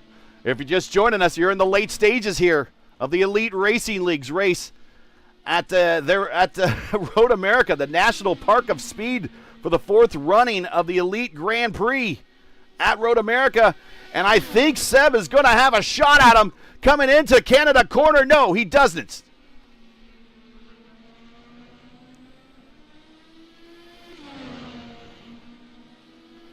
Do we get a shot at the top of the straightaway here? I think Seb knows he's fast. This is round 7. Oh, here we go. Round 7 of 13 of the Warriors for Peace IndyCar Series. And I know 2 to Seb go. knows the tires is gone. Look at that. He make the defender, but he can go for outside. But Ingrave, oh, contact! Oh, and Ingrave goes wide, and he loses the front wing, and Seb gets contact, and Logan Edwards goes to the lead.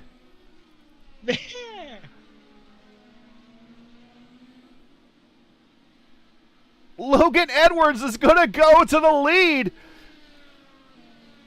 And the impossible dream becomes a reality for Logan Edwards, who's your leader now with 2 to go. And does Seb Alexander have any damage? And oh my, that is most unfortunate because both of those drivers, Alexander and Ingrave, work under the same banner. Be careful with the penalties. Be careful with the race control. They still have a time to make some decisions now. Oh no, Andrew Wood have something happened with Andrew Wood? I see him right now. He's going into turn 1 off the main straight. He's currently in 10th spot, up 21 positions.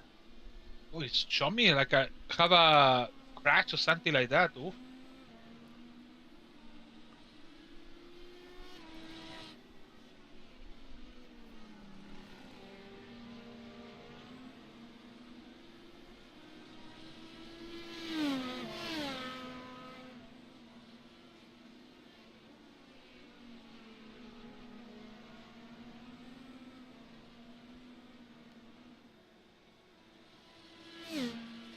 It should be white flag or not? Yes, it is. White flag in the air. Logan Edwards, your leader. Into turn 1, Seb Alexander, 6/10 behind. Hunter Ingrave is going to survive with as a one-wing angel out there in the 3rd position. And he should hang on to that. Now, down the backstretch now, or the long stretch, down the Moraine sweep. Coming into turn 5 for the final time for Logan Edwards, the rookie, looking at his 2nd career win and 2nd win this season, and 2nd on a road course, and he gets slidey off a 5 up the hill. Alexander now 3/10, and he goes wide through 6. Seb Alexander's there now through 7. Down into hurry downs. Seb takes a look to the outside. Into the carousel for the final time, and we're going to have another photo finish here on a road course in the Elite Racing League. Ole. Edwards on push to pass. Seb Alexander only 5 seconds left. Logan with 70 seconds left. Down the straight for the final time. They're going to both try to use this. Oh, Seb's now on it. He's going to go side by side in the Canada corner. He's going to send it in there. They're side by side through the exit of the corner. They're going to go off. Now we got contact. Both of them got contact coming off the corner. They're sideways on the straightaway. Where's Hunter Ingrave?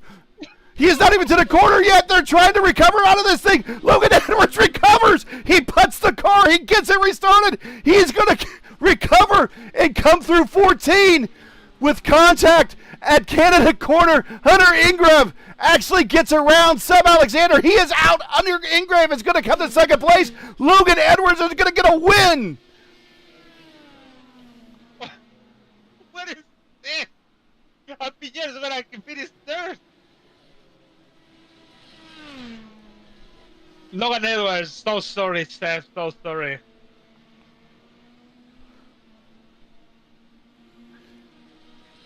I've seen it all today. Oh. I've seen it all today. I have seen it all today. Wow. Schold and Blauman drag race to the finish there. Stanley comes home sixth. Oh my gosh. What a race. What a race. What is the button to hear people? Oh, there. Wow.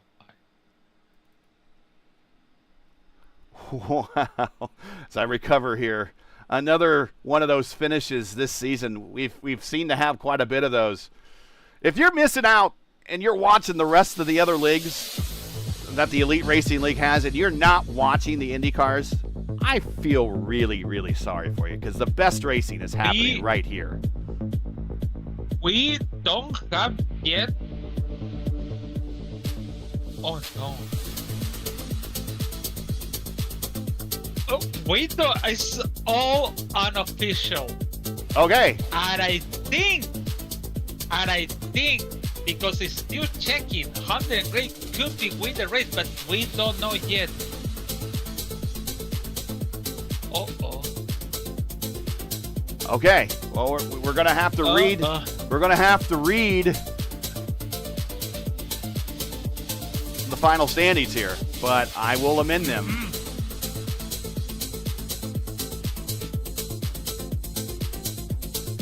Here we go. Right now, right here on your screen is the key word. Actually, it's behind the bugs. We're going to have to remove those bugs here. Boom. There we go. There we are. Right there. Unofficial. Unofficial. It's gonna be like the old USAC days. Your winner unofficially is Logan Edwards. Hunter Ingrave is second. Adriano Pinero is third. Ryan Schold fourth. Blauman fifth. Stanley sixth. Connor Nixon seventh. Tyler Fode eighth. Wood ninth. He's your biggest gainer today, and I'm assuming he's going to be your Luis Gonzalez Nunez driver of the race. Craig Forsyth, quietly, in a very Craig Forsyth-like manner, comes home 10th.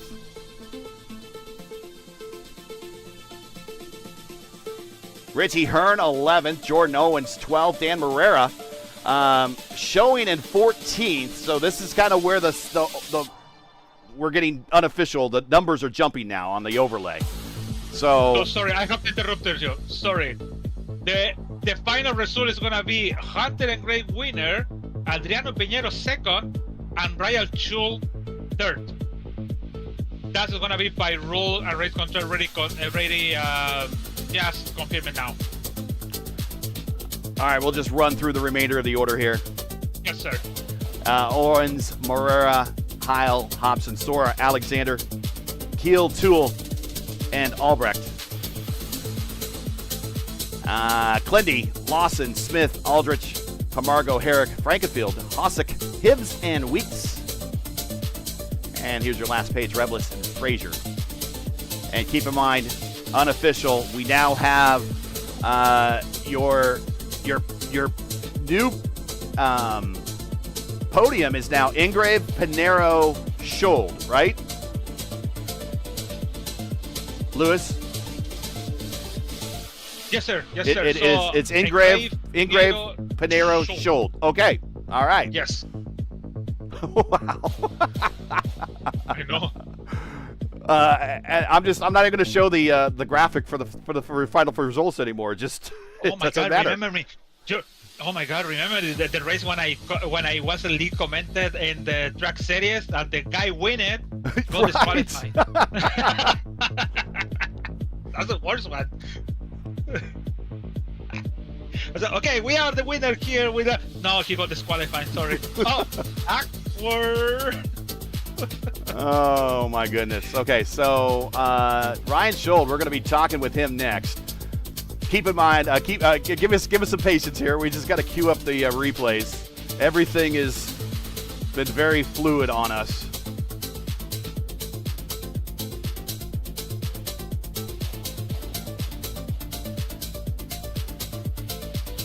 I have.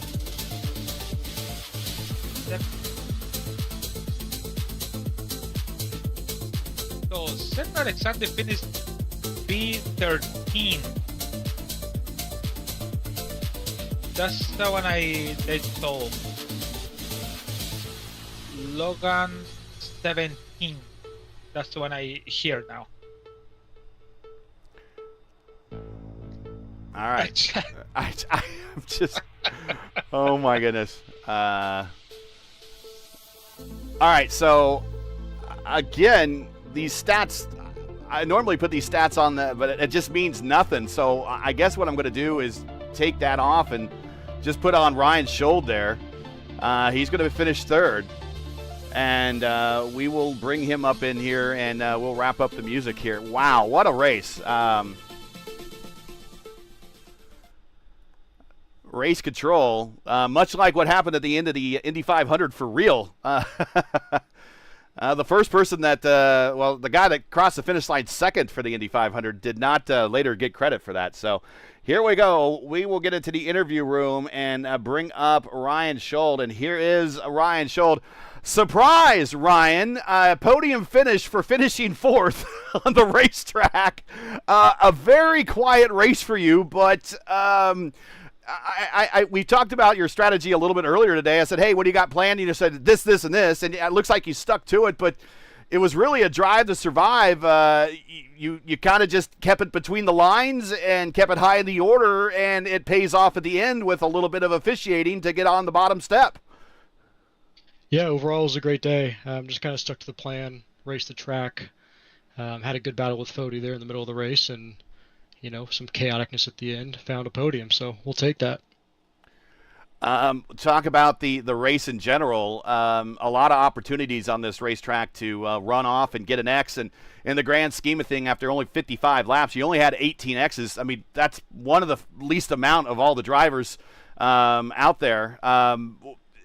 When you're just kind of racing yourself for a while and you start breaking off in the packs, you got to stay focused. I mean, at some points, there were no cars around you at several parts of this race. Yeah, I was just watching my relative. As long as whoever was behind me the gap was the same or growing, I was just focusing on saving fuel. And, even when we were fully going, the Little Eagle cars as a whole were pretty quick. I think Xfinity drivers say as fast as Xfinity Internet or whatever. So it was a good day. It was a good day. Well, before we let you go, and of course, we know we got the big PRI Hoosier 500 coming up later this year. I'm assuming you want to shout that out and give it some run time. Go right ahead. But anybody else you want to mention while you got it on your first podium? When was your last podium finish here? This is your first one this season for sure. Do you remember your last one here? First one this season. Got a podium at Long Beach last, I think 25A. So good to get another one. Hopefully we got a couple more coming. Just thanks to the guys with the team. We have a lot of fun together, do a lot of some extra practicing and things like that to all get a little bit better. So big shout out to them. But yeah, like you mentioned, thank you to the team. PRI Hoosier 500 coming up in December is going to be a lot of fun having you guys affiliated with it, Elite affiliated, and PRI race qualifying on their YouTube and stuff is going to be a lot of fun. So that'll be the last big 500-mile race at Indy for the year, and we're looking forward to it. Congratulations on the finish. Whether it had been third or fourth, it still would have been a good race. You're going to get the bottom step of the podium today. Congrats, and we will catch you in a week when we head back to an entirely different style of racing when we go to Nashville Superspeedway. Awesome, guys. I appreciate it. Thanks for all you guys do. No problem. And we'll take him on down into the waiting room. I would imagine I'm waiting for a message from Panero, who's probably just as shocked as we are. But we will bring on Hunter Ingrave. Right now, the official Sim Racer Hub site still has Logan as the winner, so they're going to have to, I think, manually adjust that. But we will now bring in Hunter, and he is getting his first career win. At least that is what we have for official results, or at least handed down. And we will bring him up in here right now.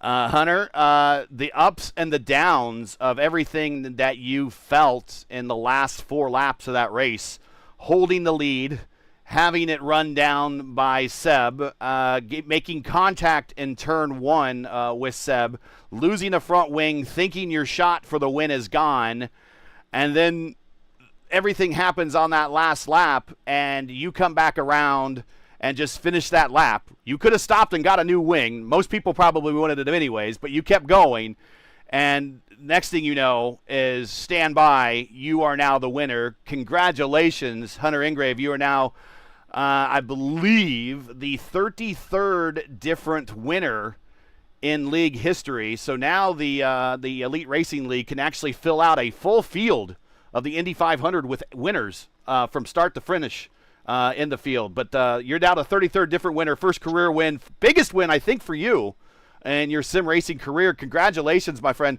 Talk about the last 4 laps and the ups and downs of all that. Yeah, I'm still pinching myself. I don't know what's happening at all. Yeah, no, Seb had the pace on me for sure. Honestly, though, towards the end, I knew it was. I didn't know how much battery it had, so I was just trying to conserve it, trying to burn, and he was gonna pass me. And I'm kind of still confused what happens on my replay. It looked like I came left a little bit. I'm not 100% sure. It's kind of racing incident, but I kind of feel bad since I work with him and everything. I don't want to make contact with teammates or anything, so I kind of feel really bad for that. And then after the front wing got damaged, I'm like, well, do I pit or not? And I just looked at the laps and like, if I lose more spots, I lose more spots. I just want to finish because I know I'd lose more time. And all of a sudden I just hear 2 cars in front wreck and everything, and then Logan crossed the line first. I'm like, oh, well, I finished second, only if I was a little closer. And then Clendy kept telling me I won. I'm like, I haven't heard it come out of the steward's mouth yet. I'm not 100% sure if I won or not yet. And once they finally told me, I'm like, yes, finally. Yeah, no, it's really nice. This is my first ever league win in IndyCar, so it is so awesome to finally win one. It only took 3 years. I told you. Hey, I told you after you finished second at Portland, it was a matter of time, my friend. I told you. Oh, I'm not gonna lie. This one felt weird. I felt more comfortable last night. More practice than last night than today's. Think though, just practice when the practice lobby opened. That's all I did. So, cool. But there was a lot of luck. You know, Panero and Ethan. I don't know what happened to them, but we really don't know what happened to them. We think it's a very strict pit road speed penalty. I think that's what happened to them. Interesting. But yeah, no, it's them two were gone. I was trying to feel safe, but the tires numbers still didn't work out 100%. So yeah, I was gonna be happy just to finish third, but yeah, a little luck turned out for once, and yeah, very happy. Well, you know how this works. You've been on the podium before, but never the winner. This time, you get the microphone and hold it for as long as you want to thank anybody, friends, family, sponsors, anyone you want to say hi to. Go right ahead. You got the big first win. I just think of going back in the IndyCar history when Greg Moore got his first win and how easier it was for him to get those other wins after. And I think it's going to be like that for you. You're just getting that first big win. I think next time, though, you want to take that checkered flag first and not wait for the steward's decision. But still, a win's a win, and you got that monkey off your back. So take all the time you need to thank everybody and anybody you want to for getting the big win here at Road America. Yeah, my mom, of course, she just came in my room and everything, cheering. So shout out to my mother, my dad, you guys for doing always a phenomenal job of broadcasting. Every single one on P1 Broadcasting is amazing. Rogue Racing, all my teammates, Jacob, Clendy, Ty, Adriano Panero, who's a new one. I feel like I'm missing some people. I feel really bad now. Edson, and all the Alliance people and everything. Just very, very grateful to have a wonderful team and all the people that helped me and taught me a lot and everything. I really, really appreciate everybody. Well, congratulations on the win. A long sought after first win. First of probably many, we suspect. Congratulations. Go celebrate, and we'll catch you in a week when we head back to the Oval at Nashville Superspeedway. Thank you very much, gentlemen. See ya. Go celebrate. All right, and here we go. As I got one from you. This is, we'll bring up Panero's car. This is from Panero. Hello, friends. Good evening. I want to congratulate Hunter on the win, Ryan on his third-place finish. Well, the race was very eventful. Hunter had a great pole position, and during the race, Stanley and I had the best pace. We alternated between saving fuel and also tried to take me out of the lead a few times. And I tried to take him out of my lead. Track conditions were very technical. The car often oversteered on corner exits, so we had to be really careful. Unfortunately, Stanley and I received speeding penalties and couldn't compete for the win, but with the gap we made on the track, we were able to compete for fourth place. Even so, I was able to overtake him on the track, and unfortunately, the accident at the end with Logan and Seb happened, but mistakes are part of life, and the result ended up being very good for me in the championship. I want to thank the Rogue Racing, Indy Alliance, and Satellite Racing crew who welcomed me very warmly. Thank you to the broadcasters. You're always very kind. Have a great night, everybody. And that is Adriano Panero, who I think is gonna leave this place. I don't know how the standings are going to shake out here. But right now, Panero is leaving this place, at least unofficially in the standings, by 19 points. Tyler Fode is third, 49 points behind. Seb Alexander is 79 points behind in fourth. Ryan Schuld is in fifth. Hunter Ingrave sixth. Jordan Owens seventh. Brian Blauman eighth. Craig Forsyth ninth. And Clindy in 10th. This is all subject to change going into our next race. So keep that in mind, that when you see the points, when we flash them on the screen possibly for the next race, it might be a little different than what we're describing right now, because I think there still needs to be some manual changes made on the Sim Racer Hub. Okay, so they already have? They already have? Okay, let me do a refresh here just to be sure. Yeah, Hunter Ingrave. And Hunter actually now becomes only the third driver this season, besides Panero at Homestead, Logan Edwards at Portland, to win the pole and win the race. So that doesn't happen an awful lot here, but it has happened in this case here at Road America. Lewis, what can we say? Another just insane finish here in the Elite Racing League, and I said it before the end.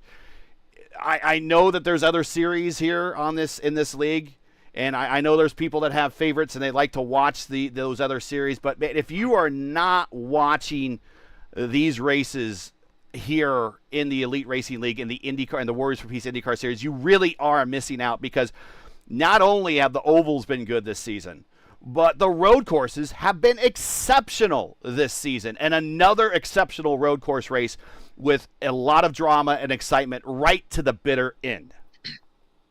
Yeah, we saw in Portland when we have a mix of the incident with the Stanley and then the photo finish by nothing over there. And now the incident, because it was all the stuff was fast. Already between you talking about with the leaders and the victory today with Hunter, I can tell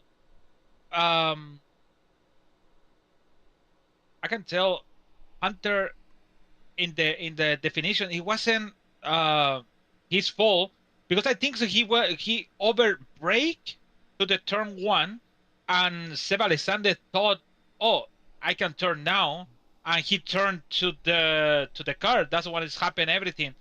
And then the incident with Logan and Seb, unfortunately for the finish race, Seb Alexander, I think it was Seb Alexander. Let me see. No, Logan Edwards lose the car because he's spun in the last turn in 12th. So, and then leave it to make the pass Hunter and Graves. So I think was a mistake on Logan in that moment. But unfortunately, they give it to these two guys black flag So that's why they threw it back to the last these two. So that's one that they told me Seb Alexander 13 and Logan 17, just because they give you penalties in the last lap, but it's kind of tough to make the penalties in the last lap. So it's like anyways, it was a crazy race. So to be honest, it's like we see day and night race. The day with Adriano and Stanley battled each other. Then the group of 7 cars or 8 cars on the first team. Sorry, and then the night with Logan Edwards and Seb Alexander, and then the Hunter and Gray winning the race by just 8 seconds. Sorry, no, over the 19 seconds over the Piñeiro. So. It was really, really crazy, and also that's what Pamela said. Hunter and Gray, congrats for him, and happy birthday, early birthday for Hunter and Gray. So very nice victory for him. So I don't know. I don't have nothing more to say. It was a crazy information with my ears talking about wait a second. Wait, we have to check the rule books. Wait. And then they give you the final result then. So it was crazy. Next week, that's a good name to have it. Super Speedway. Finally, that's why I when I race in Nashville for the first time, I say, why do you call it Super Speedway? It doesn't look like Super Speedway. It looks like just it's awful. Speedway, or Yeah. even close to that. So why you call now it's gonna be a Super Speedway? Because Daytona or Taladera or even the iRacing Super Speedway call it Super Speedway because everyone is going at the once and full throttle. Now we're gonna see the full throttle race in with different pack aero in the car. So it's gonna be really interesting to see it on the race on Nashville. So see you next week on Nashville Super Speedway. And I'm gonna say my wife, she's over there, just watching TV.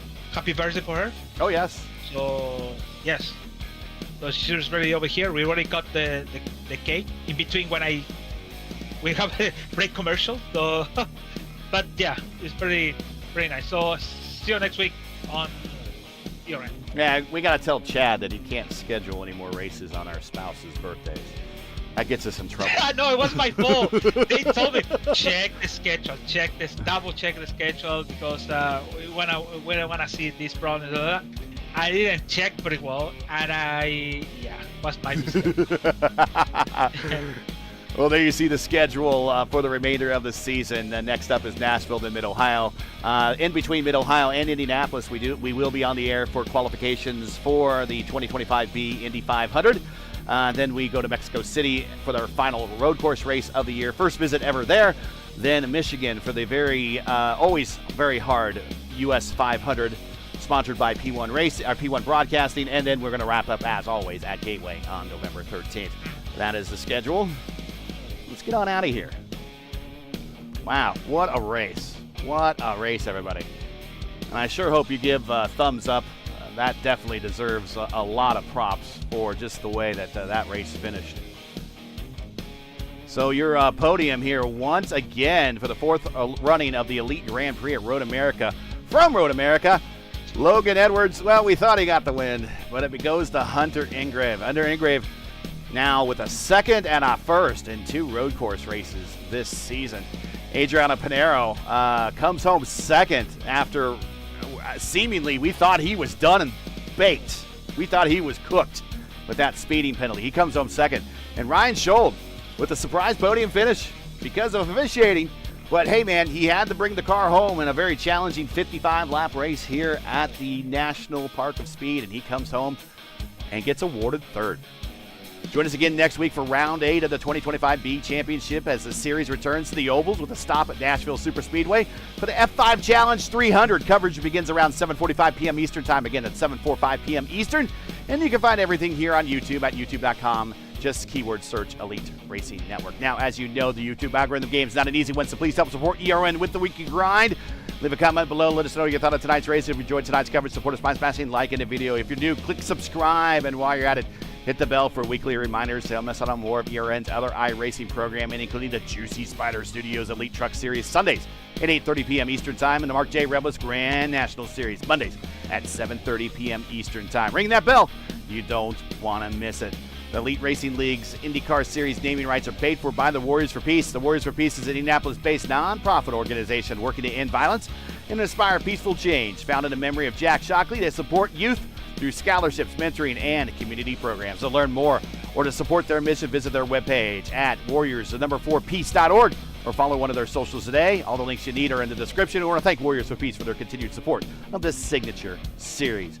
Special thank you to the Elite Racing League's premier sponsors, Blue Egg Marketing and World Wide Technology Raceway. Don't spin your wheels. Accelerate success with Blue Egg, fueling small businesses to win big. To learn more about Blue Egg, go to blueeggmarketing.com or visit their link in the stream description. World Wide Technology Raceway is a premier motorsports facility located in Madison, Illinois, just minutes from downtown St. Louis and the iconic Gateway Arch.